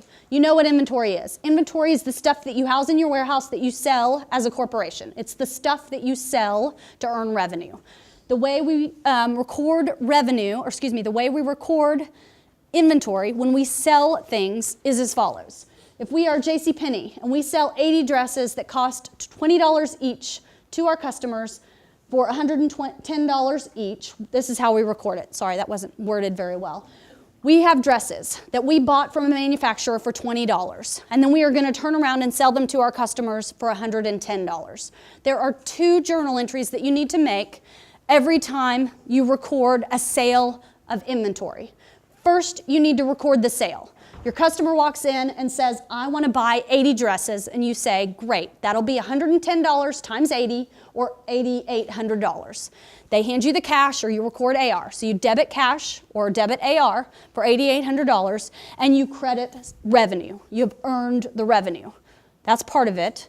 The other thing that you need to do is you need to record the reduction in inventory. You are pulling 80 dresses out of your warehouse and selling them to your customer. Those dresses cost you $20 each. This number is wrong, and I'm sorry. These numbers are wrong. I don't know how to do math sometimes. You record the fact that you are selling dresses that cost you $80 each. So you need to take them out of your inventory. The way you take them out of your inventory is you do a credit to inventory. You reduce the value of your inventory. This should be 80 times 20, or $1,600. Yes, and I'm sorry, these numbers are incorrect. You can fix this. $1,600, okay? You're removing them from your inventory by crediting inventory for $1,600. This cost of goods sold right here is an expense account. Cost of goods sold is an expense. You are earning $8,800. The cost associated with that sale is $1,600. Okay? So if you created an income statement from that one particular sale, you would have a revenue of $8,800 minus expenses of $1,600, not $2,200, and you'd have a net income just associated with that amount. Okay. It's 80 dresses that cost you $20 each. I don't know what I was thinking. I'm sorry. Okay? So there's 2 journal entries that you make every time you sell goods. Record the revenue, record the reduction in inventory. Everybody good with that? Okay, so that's the easy part. The hard part is this funky stuff called LIFO, FIFO, and average cost. Okay? There are different ways to account for the inventory. Okay? When we're talking inventory, we have a warehouse full of dresses, and let's assume that every dress looks the exact same in our warehouse. Okay? Some of those dresses we bought when they were $20. Some of those dresses we bought when the manufacturer charged us $25 for them. And some of those dresses we bought and the manufacturer only charged us $15 for them. Okay? So we've got a whole bunch of dresses in there. They all look the same. Some of them have a cost associated with them of $15, some of them $20, some of them $25. So which ones, when we sell dresses to our customers, which ones are we pulling out of the warehouse and selling? Is it a $15 dress, a $20 dress, or a $25 dress? And which ones are left in our warehouse, left in ending inventory? Well, the basic premise is the physical flow of it doesn't matter, but we need to assign these costs to either the dresses that we sell via cost of goods sold, or the dresses that are left in the warehouse that stay on our balance sheet in ending inventory, in inventorying on our balance sheet. Okay, and there's 3 different main ways that we do this. LIFO, FIFO, average cost. LIFO, quick reminder about what LIFO is. We start with FIFO in this example, so I'll start with FIFO. FIFO stands for first in, first out. FIFO basically means the first dresses that you put into the inventory, whether they were the $15 dresses, the $20 dresses, or the $20 dresses, or the $25 dresses, the first that you put in inventory are the first that you are going to pull out and assign to cost of goods sold, so that they will show up on your income statement in cost of goods sold. Everything that's left stays in ending inventory. So those newer dresses that you bought stay in ending inventory. Okay, that's FIFO. LIFO is last in, first out. LIFO basically means you open up the warehouse and the dresses that you bought most recently, the last that you purchased, are the first ones out that you assign to cost of goods sold that you sell to your customers. So those older dresses costs stay in ending inventory. Okay, that's LIFO, last in, first out. And then the third one, average cost, is basically you open up your warehouse door, get an average cost per dress, and whatever that average cost is, $20, you just assign that to cost of goods sold, and the rest stay in ending inventory as well. Okay? So that's the hitch, the issue that we have when we are talking about inventory, is what do you assign to your income statement? What do you assign to your balance sheet? What do you assign to cost of goods sold? What do you assign to ending inventory? That depends on whether a company uses LIFO, FIFO, or average cost. They will tell you in the footnotes what they use for what products. Let's go through this quick, this example of LIFO, FIFO, and average cost. What time are we done? We've got 1 more hour. Okay, we are 2 hours into a 3-hour jaunt, okay? I'm gonna keep going, but I realize, like I said, if you need to go stretch, if you need to go to the bathroom, you do what you want. I'm gonna keep talking for 1 more hour, but we are 2 hours in, okay. Okay, so let's walk through this inventory example. Horn uses the periodic inventory system, okay? Its records show the following for the month of May, in which 74 units were sold, okay? So there are 93 units that we are talking about right here, okay? We've got 93 units.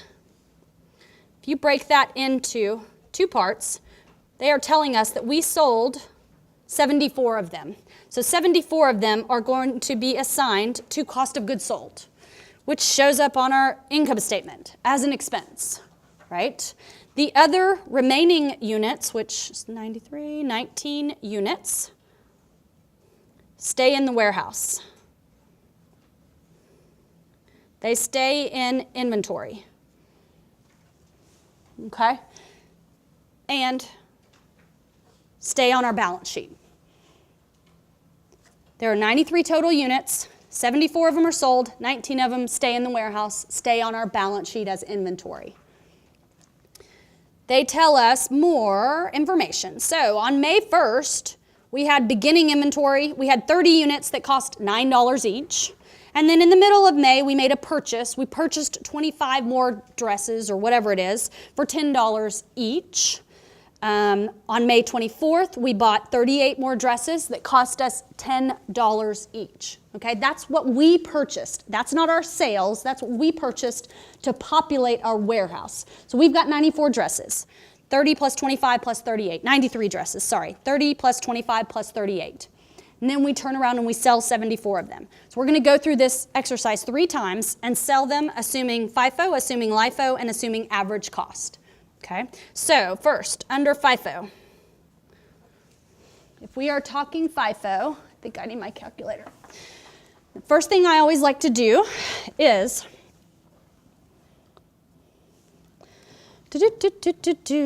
I like to talk cost of goods sold first, okay? Under FIFO, first in, first out. We know we are selling 74 units.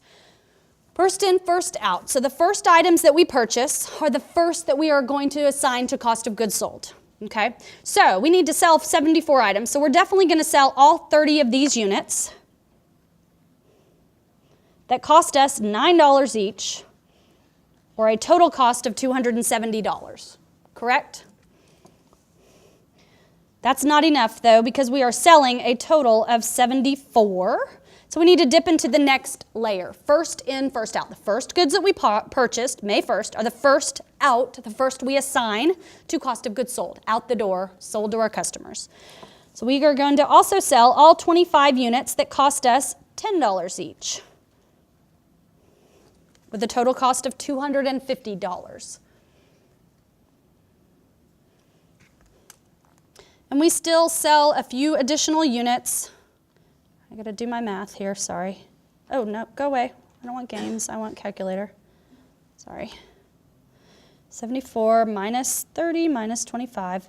There are still 19 units that we need to pull out of this last layer right here that cost us $11 each, or a total cost of $209. So in total, we sold 74 units that have a cost of goods sold of $729. Okay? This is the amount that shows up on your income statement as cost of goods sold. Yes? Shows up on your income statement as cost of goods sold, $729. What's in ending inventory? What's left in ending inventory? Well, what's left in ending inventory are the other 19 units that we didn't sell from this $11 layer. So what's left in ending inventory is the 19 units that weren't sold from the $11 layer, or $209. Again, this amount is your balance sheet amount. Okay? It shows up as inventory. Yep, in your assets. Okay, let's go through this exercise again, and now let's assume the company uses the LIFO, inventory cost flow method. Under LIFO, when we're calculating cost of goods sold, we know we want to sell 74 units. So we're going to start at the bottom. Last in, first out. The last items that we purchased on May 24th are the first that we are going to sell and assign to cost of goods sold. So all 38 units that cost us $11 or $418 in total are sold. Dip into the next layer. All 25 units that cost us $10 or $250 of 250 units. Then we need to pull 11 items from the top layer to get to a total of 24 sold at $9 each or $99. So when we are talking LIFO, our cost of goods sold is now $767. Okay? And what's ending inventory? Well, it's the items that we did not sell from this oldest layer. It's the 19 units from the oldest $9 layer, or $171. Okay? Everybody good? Okay, average cost method. Average cost method is different. Average cost method just says, hey, you have 93 units in your warehouse. In total, that cost you $938. So on average, $938 for 93 dresses. Each dress cost on average $10.09 when you round. Okay? So for cost of goods sold, you sell 74 dresses, or whatever they are, at $10.09 each. Your cost of goods sold, is $747. I'm rounding. Oops, sorry. Your ending inventory is 19 dresses, or whatever they are, with an average cost of $10.09. So your ending inventory is $192. And again, I'm rounding.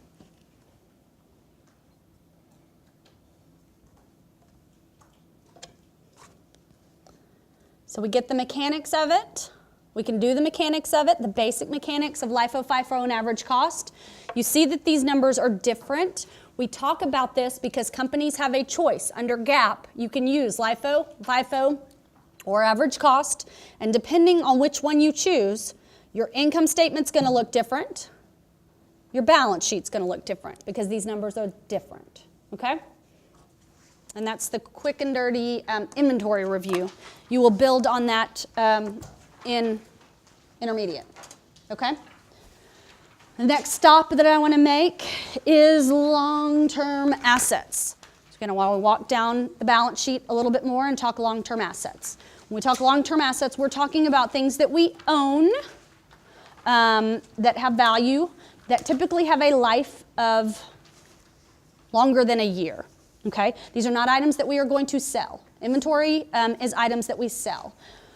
Long-term assets are things like the building that we own. It's not the building that we rent, but the building that we own. The cars that we use to deliver our pizzas, or the computers that we use to run our business and pay our bills, or the tables and desks that we use, the fancy camera equipment that we own, that we use to do what it is that we do for a living, that the company does to earn revenue, okay? Because these items have a life that lasts longer than a year, these items wear out over time. This building was really shiny and fancy and didn't have scuff marks and broken doohickeys when we moved into the building 15 years ago. Now they are worn out. So this building is worth less to the university today than it was 15 years ago when it was new. So we have to record that on our financial records. We do that through that concept of depreciation, okay? We all know what depreciation is generally, and we know what it means in layman's terms, okay? When we talk depreciation from an accounting point of view, we talk depreciation because there are some, again, gray matters that companies can choose to decide how they want to depreciate things. And I didn't say that sentence very well. But there are different depreciation methods that corporations can use to show the usage of those long-term assets. Okay? We can use things that will make these depreciate faster. We can do things to make these assets depreciate a little bit slower. Okay, and we're going to go through those methods in just a minute, but that's why we stop and talk about depreciation and long-term assets for the most part. Before we talk about the different ways to depreciate things, let's go through the journal entries to record when we buy long-term assets and when we sell, or when we record depreciation. So if we've got a pizza company, Bill's Pizza, buys a truck for $12,000, when we record the fact that we bought that truck, we would record the fact that we would record a debit to equipment or truck for $12,000 and a credit to either cash or accounts payable for $12,000. We buy a truck. That's easy. Debit truck, credit cash. Yes. We use the truck for a year. We need to record the depreciation for it. Let's just assume $2,000 is the amount that we're going to depreciate that. We record depreciation. We've used it for a year. We record a depreciation expense. Okay, debit depreciation expense. It's a cost of doing business. We've driven that truck around and delivered pizzas all year long. This is the cost associated with delivering those pizzas. Debit depreciation expense. Credit, instead of crediting truck, we are crediting accumulated depreciation. Accumulated depreciation, like we learned in that big exhaustive problem, is that contra asset that's associated with the truck. It's a contra asset, so it has a natural credit balance, but it goes to reduce the overall value of the truck on the financial statements. So this truck, after it's depreciated for 1 year, is essentially worth $10,000. It has a net book value of $10,000. $12,000 minus the $2,000 depreciation, or $10,000. Okay, and again, the trick or the funky thing about depreciation, and the reason we stop and talk about it for a whole chapter in introductory and a whole chapter in intermediate, is how do we come up with this $2,000 number? There's different ways you can do it. You can use the straight line method, you can use the units of activity method, you can use the double declining balance method, and there's even some others. But those are the three that we're going to talk about today that we talked about in 2301. Straight line method is easy. Straight line method, do I have slides on these? I can't remember, sorry. Nope, we're just going to work problem. Straight line method is basically you take your truck, you divide it into equal bits, and you depreciate the same amount every year. It's a straight line. The depreciation for each year is the exact same. The units of activity depends on how much you use that asset, whatever it is. So for a truck, in years that you drive it a lot of miles, you would depreciate it a lot. In years that you drove it fewer miles, you would depreciate it less. Units of activity. And you use that method because you think that, the idea is that the more you drive a truck, the more it wears out, so the more you should depreciate it. The less you drive it, the less it depreciates. The less it wears out, the less you should depreciate it. So those are the first two methods. The third method is called the double declining balance method or the declining balance method or whatever. And the idea behind that is that you depreciate the asset a lot at the very beginning of its life, and then you depreciate it less as the years go on. And again, I'll use a truck as an example for this method. There's an adage that says if you buy a new car from a dealer, the moment you drive it off the lot, the value depreciates, the value of it decreases significantly. And so if that is true, you want to depreciate that truck or that car a lot in the early years and then less in the later years. Okay? So these are the three methods that we're going to use. We're going to go through an example to remind ourselves how to use these three methods of depreciation. You will do these three methods of depreciation in Intermediate 1, and you will build on top of these three methods in Intermediate 1, okay? So the problem that we have is FAR Company. And it says that and again, there's at least one piece of paper or one sheet on the back that is blank so that we can work through this. But let's kind of walk through the problem. Yeah, these slides are terrible. These handouts are terrible. They need better copying. We'll send them electronically, but these are really hard to read, and I'm sorry, guys. We'll send an electronic version so that they're prettier and crisper. I think these have been copies of copies of copies, and so they are just not pretty, and I'm sorry about that. Okay, so this problem says, in recent years, FAR Company has purchased 3 different machines. Because frequent employee turnover in the accounting department, a different accountant was in charge of selecting the depreciation method for each machine, and various methods have been used. Information concerning the machines are summarized in the table below. So we've got one machine that was acquired on January 1st, 2012. It cost $96,000. It has a salvage value of $12,000, a useful life of 8, and we use the straight line method for it. The second machine, July 1st, 2013 was when it was purchased for a cost of $85,000, a salvage value of 10, and useful life of 5 years. We use the declining balance, double declining balance method for that, for depreciating that machine. The third machine, November 1st, 2013, had a cost of $66,000, salvage value of $6,000, useful life of 6 years, and we use the units of activity method. The problem goes on to tell us that for the declining balance method, we use double declining balance. There are different declining balance methods, but we use double declining. For the units of activity method, the total machine hours are expected to be 30,000. Actual hours for the first 3 years were 800, 500, and 6,000. So when we get to that machine, we'll talk about that. And what they want us to do is to compute the accumulated depreciation for each machine at December 31st, 2015. Okay, so we need to go through a little bit and calculate the depreciation. And I don't know that we'll do part B, so let's just skip part B. Blah, blah, blah, blah, blah, blah. So we're going to depreciate these 3 assets. When we are talking about depreciation, when you are calculating depreciation, you need to know 3 pieces of information. You need to know the cost. You need to know the asset's salvage value. And the salvage value, quite simply, is what will you get for it at the salvage yard, at the junkyard, at the end of its life. You can take this machine down to the junkyard and get $12,000 for it in metal and parts and whatever it is, okay? So that's its salvage value. Its value at the end of its life. The useful life is the third piece of information that you need, and it gives us the useful life. How long are we expecting to use this machine, okay? So when we are talking about machine number 1, let's depreciate it using the straight line method. The first thing that we need to do is we need to come up with its depreciable cost. Depreciable cost is equal to its cost less its salvage value. Okay. So its depreciable cost is $96,000 minus $12,000,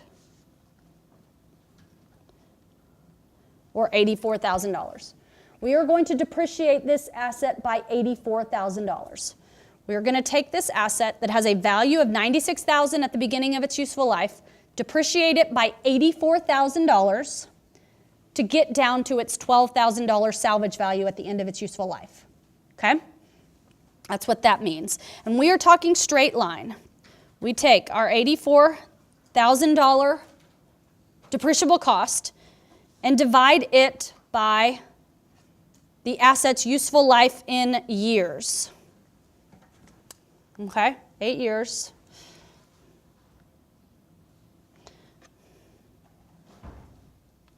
So every year, we are going to depreciate this asset by $10,500.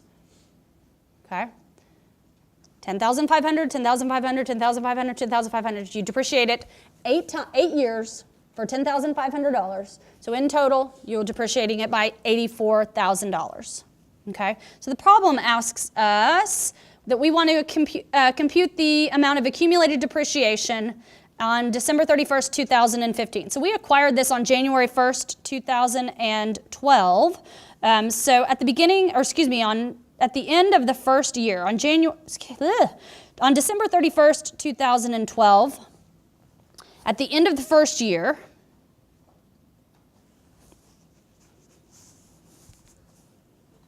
we are going to depreciate it by $10,500.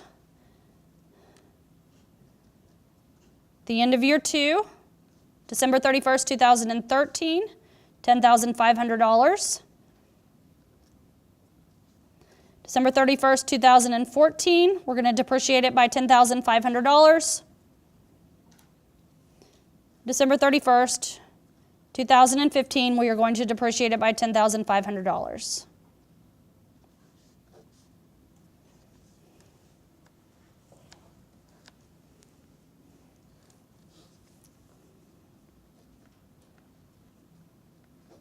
In total, by December 31st, 2015, the total depreciation, accumulated depreciation, is $42,000. Okay?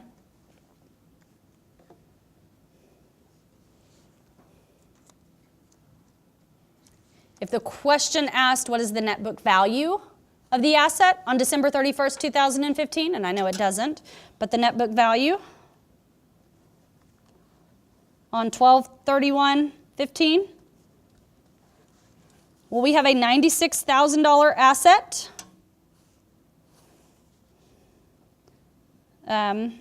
Machine that has accumulated depreciation of $42,000. So it has a net book value of $54,000, right? Everybody good with that? Yes. The value of this asset on 12/31/15 is about $54,000. We have depreciated it for 4 full years, $10,500 each year, or a total of $42,000. It is about, well, it is halfway depreciated. We depreciate it down to its salvage value. So if I asked at the end of its useful life, the net book value at the end of its useful life, it would be machine for $96,000 less the accumulated depreciation. Well, you depreciate $84,000. So the net book value at the end of its useful life will be $12,000. You always depreciate down to salvage value. Everybody good with that? Okay, sorry, I'm going to keep moving, go a little faster. Now let's do the next one. Let's do machine 2.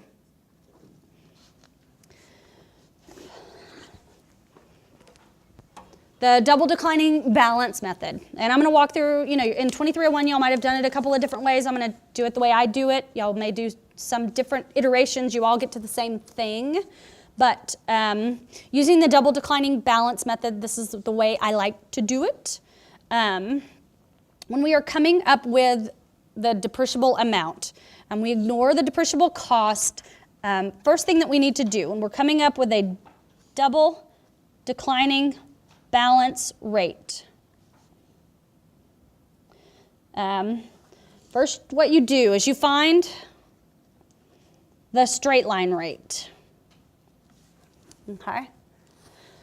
So the straight line rate for this asset that has a useful life of 5 years. This asset has a useful life of 5 years. Find the straight line rate.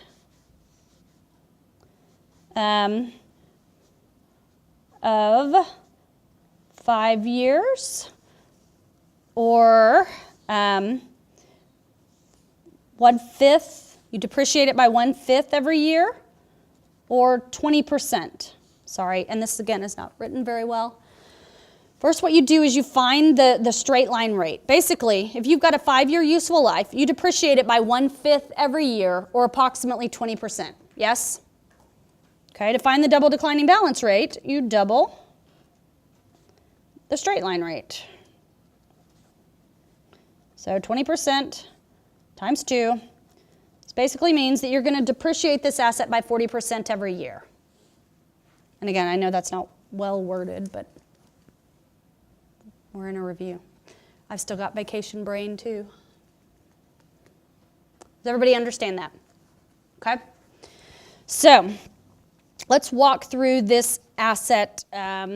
Let's go through this first. First, we've got an asset. How do we want to do this? Year to year, or it's July 1st, 2013.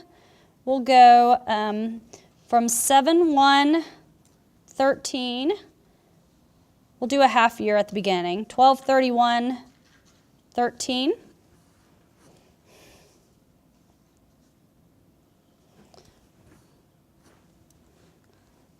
We're depreciating this through 2015, but let's figure out what the depreciation is for this first year.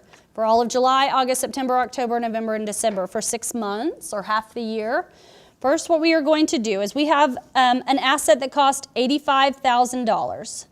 And under this method, you don't take salvage value into account at the beginning when you're calculating it, but you apply your double declining balance rate to the asset's value.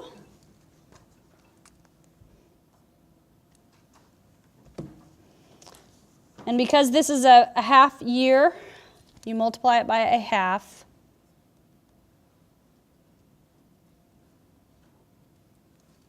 So in the first year, we are going to depreciate this asset by $17,000. Okay? This is the half for the half year.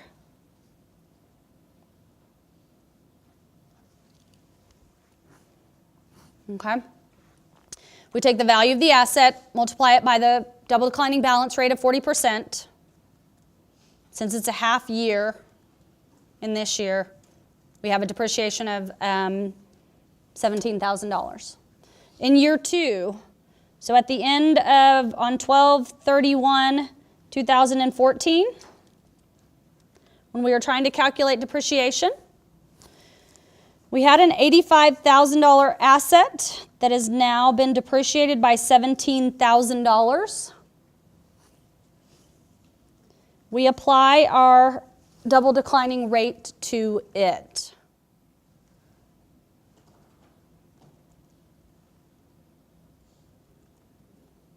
Oh, whoops.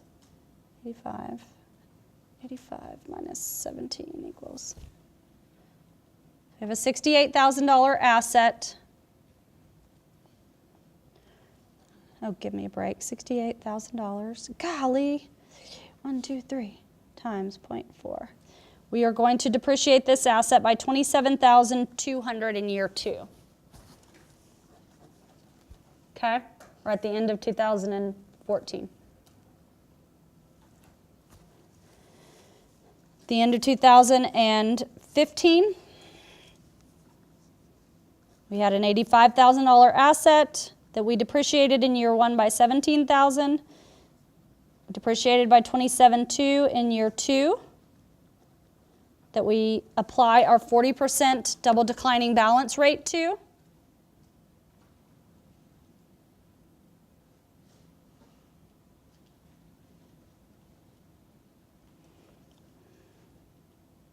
So in year 3, or 12/31/15, we depreciate this asset by $16,320.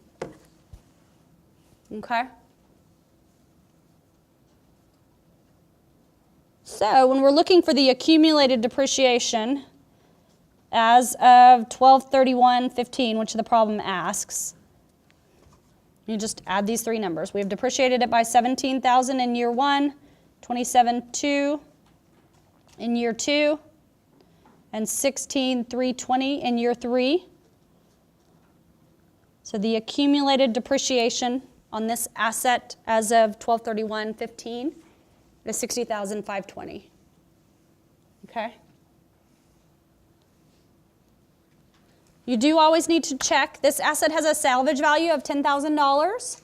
So you can only depreciate down to the salvage value, so you need to make sure that you don't over depreciate. So we are not over depreciating here because 85 minus 6520 is still well above the $10,000 salvage value. Okay? But the big difference between the straight line rate, which is pretty easy, and the double declining balance rate, which is a little bit more complex, is you're applying your double declining balance rate against your original cost, not your depreciable cost. You don't take salvage into account when you're when you're calculating a double declining balance method. You only take salvage into account when you are reaching your depreciation limits towards the end of its useful life, so that you don't over depreciate this asset past its salvage value. Okay?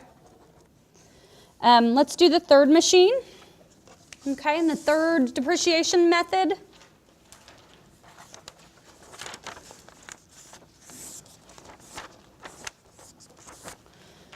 The third depreciation method is the units of activity method. And we've got a machine that costs $66,000 with a $6,000 salvage, useful life of 6 years, and we use the units of activity. It also tells us some other information. It tells us that the total machine hours are expected to be 30,000 hours, and that we use the machine 800 hours in 2013, 4,500 hours in 2014, and 6,000 hours in 2015. Okay, so the first thing let's do is, again, we come up with a depreciable cost like we did when we were talking about the straight line method. So we have a $66,000 asset and a $6,000 salvage. So we are going to depreciate this asset by $60,000. Okay, we're going to depreciate this asset by $60,000. Take it from a value of $66,000 at the beginning of its life down to $6,000 at the end of its life. Okay. We're going to do that over its useful life. And in useful life, when we're talking units of activity, we don't use the number of years that we are going to use it. We use the number of units that we are going to use it. And in this case, it's machine hours. How many hours are we using this machine? $30,000. It's 30,000 hours, rather. So for every hour that this machine is on, we are going to depreciate it by $2. Okay? And then all we need to do when we are calculating depreciation is take the number of hours that it's used. So in 2013, it's used 800 hours at a depreciable rate, units of activity rate of $2 an hour, or depreciate it by $1,600 in 2013. 2014, we use it 4,500 hours at $2 an hour, or a $9,000 depreciation expense for that year. And in 2015, we use it 6,000 hours, $2 an hour, or $12,000. Okay? The total accumulated depreciation at the end of 2015, when you add all these up, is 22,000, I think 22,600 maybe. So that's the accumulated depreciation. The problem just asks us accumulated depreciation as of 12/31/15. Okay? And I know this is not part of the problem, but if we are talking about the journal entry to record these items each year, just as a very quick review. In 2013, we are depreciating this asset by $1,600. On 12/31/13, again, this is not part of the problem, the journal entry to record this would be record a debit to depreciation expense for $1,600, a credit to accumulated depreciation for $1,600. It's an adjusting journal entry that you make at the end of the year. Okay? At the end of 2014, on 12/31/2014, again, same thing. Depreciation expense is your debit. This time you are debiting depreciation expense for $9,000. and crediting accumulated depreciation for $9,000. The entry is the same, the numbers are different. And then in 2015, on December 31st, 2015, debit to depreciation expense of $12,000, credit to accumulated depreciation of $12,000. So the accumulated depreciation T account grows from 1,600 in year 1, 9,000 year 2, 12,000 in year 3. So as of 12/31/2015, it's 22,600. Okay, just want to make sure you see the different ways to look at it, understand the ways that we do it. Okay. Whew, I'm losing a little bit of steam. I got to keep going. I got to stand up. Ugh. Okay. Where are we? We have talked big picture. We talked big picture. We did a big problem. We know how to do journal entries. We know how to build financial statements. Then we stopped and we talked about receivables. We know how to record the basics of accounts receivable. We also know the basic principles of why we stop and talk about accounts receivable, because we've got these uncollectible amounts. And we did some mechanics and figured out and refreshed our minds about those. Then we did inventory. We talked about inventory because we hit not only inventory accounts, but cost of goods sold accounts. And there are different ways to account for our cost of goods sold value and our ending inventory value, depending on if we use LIFO, FIFO, average cost, or something a little bit more complex that you will get into in Intermediate 1. Then we talked about long-term assets. The reason we talk about long-term assets is because there are different ways to depreciate long-term assets. Well, they all depreciate. Assets wear out over time. This desk can be depreciated using the straight line depreciation method, the double declining balance depreciation, or somehow the units of activity if we could calculate the number of hours we use this desk. Okay, so these are the different reasons why we stop at these different accounts. Now we are going to stop and talk just a little bit about bonds. Okay, keep marching down the balance sheet. We've got bonds, we've got equity, and we've got cash flows. Those are the 3 topics left, and we've got 15 to 20 minutes to do that. I'm going to tell you right now we're not going to get to all of them. So what I might do is I can't decide. Actually, what I might do is for the next 15 or 20 minutes, kind of talk conceptual and do slides, and the problems. You will get the slides. You will also get all these solutions to these slides, so you can work out the problems perhaps on your own if you choose to do so. Okay, so for the next 15 or 20 minutes, again, go back to that mode where you sit back and listen. I appreciate y'all hanging in there for the last 2.5 hours. Sit back and listen and just refresh your brain about the concepts behind bonds, equity, and if we get to it, cash flow statements, okay? Bonds. If you remember what bonds are debt. Debt. They are liabilities to a corporation. Corporations issue bonds to bondholders, and bondholders give the company cash. So it's one of those ways that a company can finance their business. They can get a bank loan from the bank, but they have to make guaranteed interest payments. They can issue bonds, more debt, to bondholders. They have to make interest payments as well, or they have to pay interest at some point. Or they can, issue shares of stock in the form of equity, okay? Bonds are debt. They are a form of interest-bearing notes payable issued by corporations, universities, and governmental agencies. They're typically sold in nice round numbers, like a $1,000 bond or a $100,000 bond. And when a corporation issues bonds, it's actually borrowing money. And the way it happens is it actually issues a bond, gives out this pretty piece of paper to a bondholder, and the bondholder gives cash in exchange for that, okay? The bond certificate is issued to the investor. Like I said, there's a piece of paper, pretty piece of paper that is issued to the investor. It provides the name of the company that's issuing the bond, the face value of the bond, the maturity date, if it's a 5-year bond, a 10-year bond, a 30-year bond, and the stated interest rate. How much interest is that bondholder going to be earning, okay? The face value is the principal that's due at maturity, the maturity date, and the contractual interest rate. Let me go through that in more detail. And again, I like to use visual aids. We've got a pretty piece of paper right here, yes? That is 5 years and, I don't know, 10%. So I've got a pretty bond right here, yes? It's $100,000 that's got a maturity date in 5 years from today and the stated interest rate of 10%. The way this bond works is that I go to a bondholder. I'm the corporation. This is a potential bond investor. And I say, do you want to buy my bond? And they'll say, sure. And the way it works is this.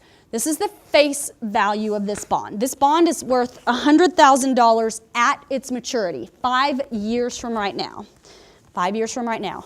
I am going to pay 10% interest on this bond each year. So every year I'm going to pay a $10,000 payment of interest to the bondholder. So I issue this bond.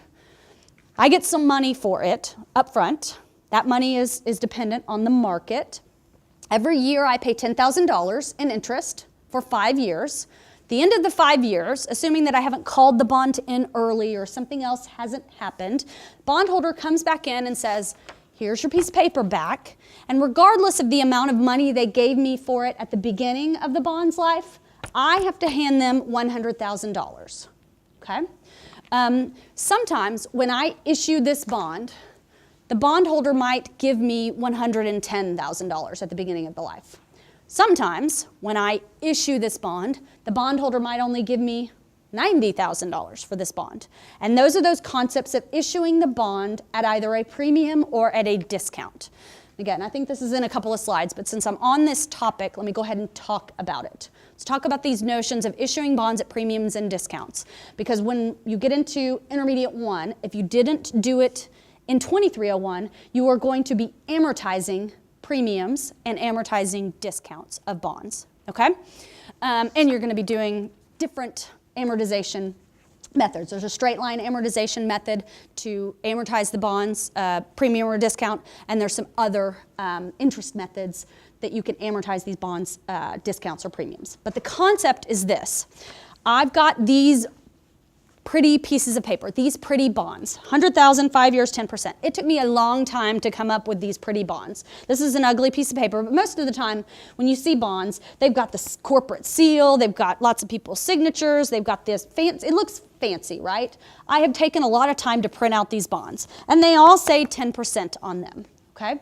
The market, bonds that are of a similar nature, similar amount, similar industry, similar types, may be issued by my competitors perhaps with a different interest rate.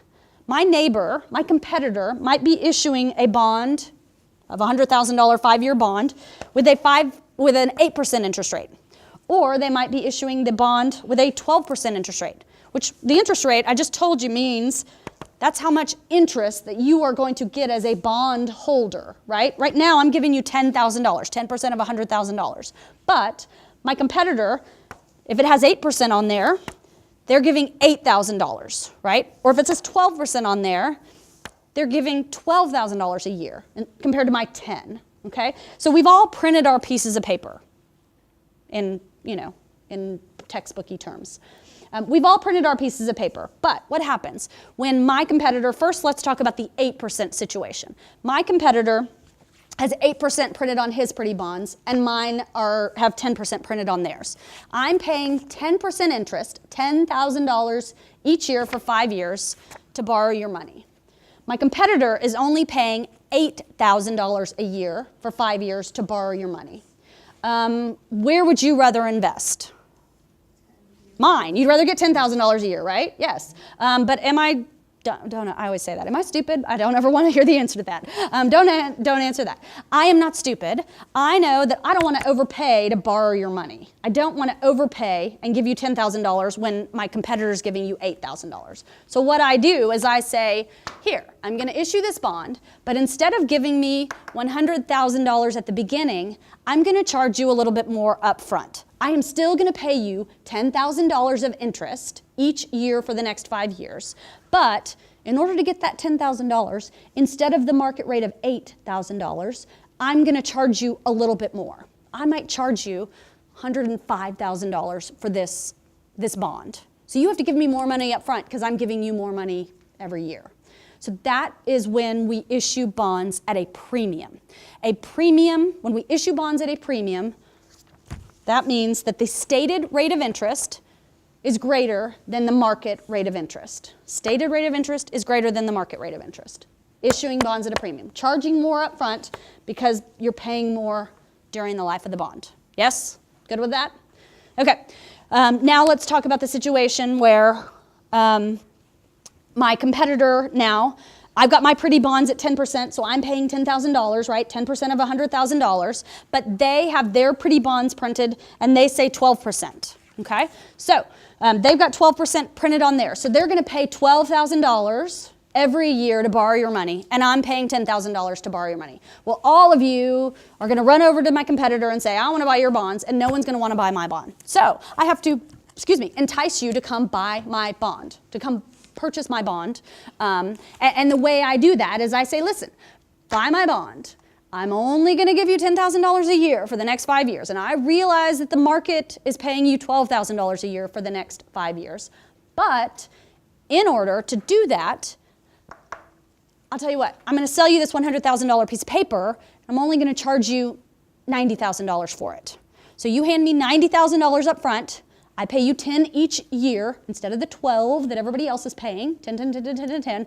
And at the end of the life of the bond, you come back and give this piece of paper back to me, and I have to give you this. I have to give you the $100,000. So when that happens, when the stated rate of interest, the amount that is stated, the rate that is stated on this piece of paper, is less than the market rate of interest, the 12% rate of interest, corporations will issue their bonds at a discount, at something less than the market, or the face rate of the bond, rather. Okay? That's the idea behind discounts and premiums. Okay, that's the basic idea behind issuing bonds at discounts and premiums. If I am issuing my bond at 10% and my competitor or the market is also 10%, well, it's gravy. It's all the same. So I can issue this bond at the face value and not have to, and get $100,000 up front and pay $100,000 at the end, and everything is great. It's only when the stated rate of interest is different than the market rate of interest. Okay, and the bond market does this just like the stock market does this. Okay, there's an active trading bond market out there, just like there's an active trading stock market, okay? And it goes like this, but I can't scratch this out and write 8 every time the market goes down, and then scratch this out and write 12 every time the market goes up, okay? So that's why we issue bonds at discounts and premiums. And that's the basic premise behind bond issuances, okay? When you get into the details in Intermediate 1, like I said, the difference between interest is interest. You're going to record interest expense every period of $10,000, but you've also got to make up the difference between the $90,000 that you got at the beginning of the asset, if you issued it at the beginning of the bond, if you issued it at a discount, and the $100,000 that you pay at the end, because that's what this says. You have to amortize that difference. You amortize that through different methods, and you'll work through that in Intermediate 1. But the basic premise is the same, okay? When we talk about bonds also, we have 2 components to it, and I just mentioned the 2 components. We've got the face value. We know that this example right here is a $100,000 bond that's a 9% bond, so it's got 9% written on it. And I think this is a 9% market rate of interest too. But we've got 2 pieces of the bond. We've got the face value, the amount that is paid back at the end of the life of the bond, okay? We've also got those interest payments that are made at the end of every period. So when we talk about bonds, bonds are typically longer term. We also have to talk about the idea of the time value of money. We talked time value of money concepts in 2301.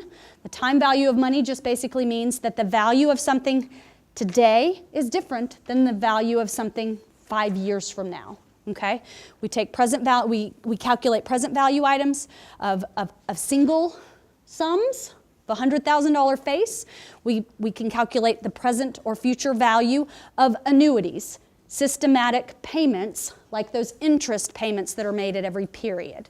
Okay, and so when we're talking bonds, you can calculate the present value of this bond, because you know the future value of the face of the $100,000, because you know you're going to have to pay back $100,000 at the end of the life, and you know you're going to have to pay certain interest payments at the end of its life as well.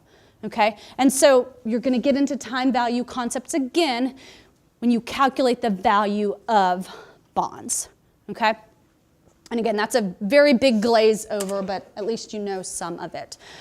Let's talk debits and credits related to bonds. First, debits and credits of issuing bonds at face value, first of all. So I talked face value, and issuing them at face value is when the market rate of interest is the same as the stated rate of interest, 10% right here. So if we are Devore Corporation and we issue 100 5-year 10% $1,000 bonds, or $100,000 worth of 5% or 5-year 10% bonds, just like this piece of paper, we issue them at 100% or 100% of face value, at face value. The entry to record this sale is quite simply, boom, boom. I issue this bond at the beginning of its life to a bondholder. The bondholder gives me $100,000 cash. So I debit cash for $100,000. I also now have an outstanding liability called bonds payable. So I credit bonds payable for $100,000. Yes, I have asset, I have liability. And then at the end of each period, I've got to record the fact that I owe interest. So at the end of the year, I haven't paid any interest yet. I'll probably pay on January the 1st, write a $10,000 check to the bondholder. But as of December 31st, I haven't paid any interest, but I've incurred that interest. I've used that money for a year. So I have to record an adjusting journal entry to record the interest, $100,000, 10% times 1 year, debit to interest expense, credit to interest payable. And then if we pay on the very next day, January 1st, 2014, we take it out of interest payable, credit cash. Okay, easy enough? Okay. Okay, so this was the bond. I got ahead of myself earlier, but this is the slide where we were talking about discounts and premiums and issuing bonds at face value. But again, the easy one is the green one. If I have a piece of paper that says 10% on it, if I have a piece of paper that has 10% on it, and the market rate of interest, everybody else has their pieces of paper that say 10%. When I issue the bond, I'm going to issue it at face value, or $100,000. I'll issue it, get $100,000, make $10,000 payments. On the last day of the 5th year, the bond is returned to me, and I hand $100,000 back. The pink box is the situation where I have a 10% piece of paper, but my competitors have 8% pieces of paper, so they are paying less interest. So I am going to charge a premium because I'm paying more interest than my competitors. Okay, so I'm going to sell the bond at a premium. And then the blue box, I've got 10% on my piece of paper. My competitors are paying 12% or $12,000.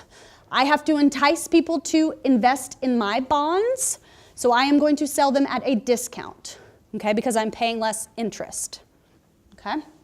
Again, okay, the journal entries to record discounts and premiums. We just talked about face value, but let's talk about discounts and premiums. It's the same set of situation. On January 1st, 2014, we sell $100,000 5-year 10% bonds at 98, which just means at 98% of the face. So we're issuing them at a discount.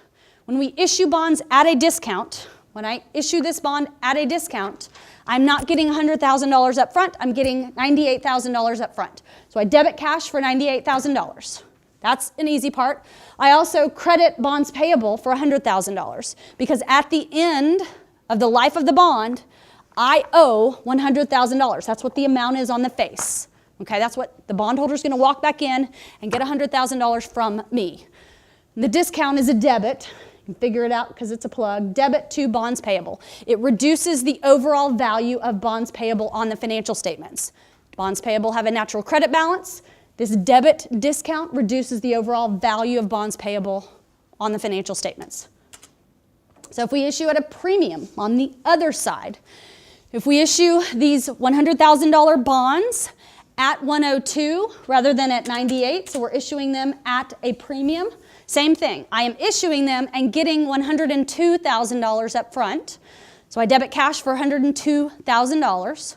I am still crediting bonds payable for $100,000 because that's what I'm getting at the end. Or that's what I owe at the end, rather. Okay. The premium goes to increase the value of bonds payable on the financial statements. Okay, so it's a credit. Okay.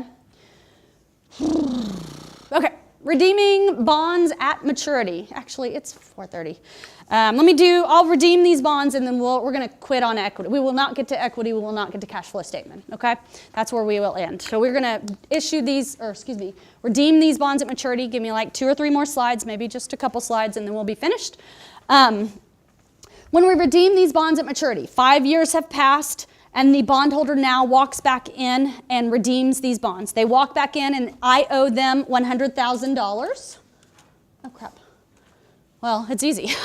I walk in, the bondholder walks in and they pay me $100,000. I quite simply debit bonds payable for $100,000 and I credit cash for $100,000. You're here still? 4:30? Okay, I'm just going to quit right here, I think. Okay? You do have slides for the rest of this. There are a couple more slides for bonds. Equity, we did not cover. Cash flow statement, we did not cover. But I hope you feel like you got a pretty thorough review of all of the other accounts. Thank you for hanging in there for the last 3 hours. Thank you for hanging in there for the last 3 hours on a Friday afternoon, the Friday before you start school. If you need me, you can find me. We will send the slides and the solutions and the whatever YouTube thingy to y'all at some point. And good luck. I don't know. Good luck. Go start your weekend. A round of No. applause. Yeah.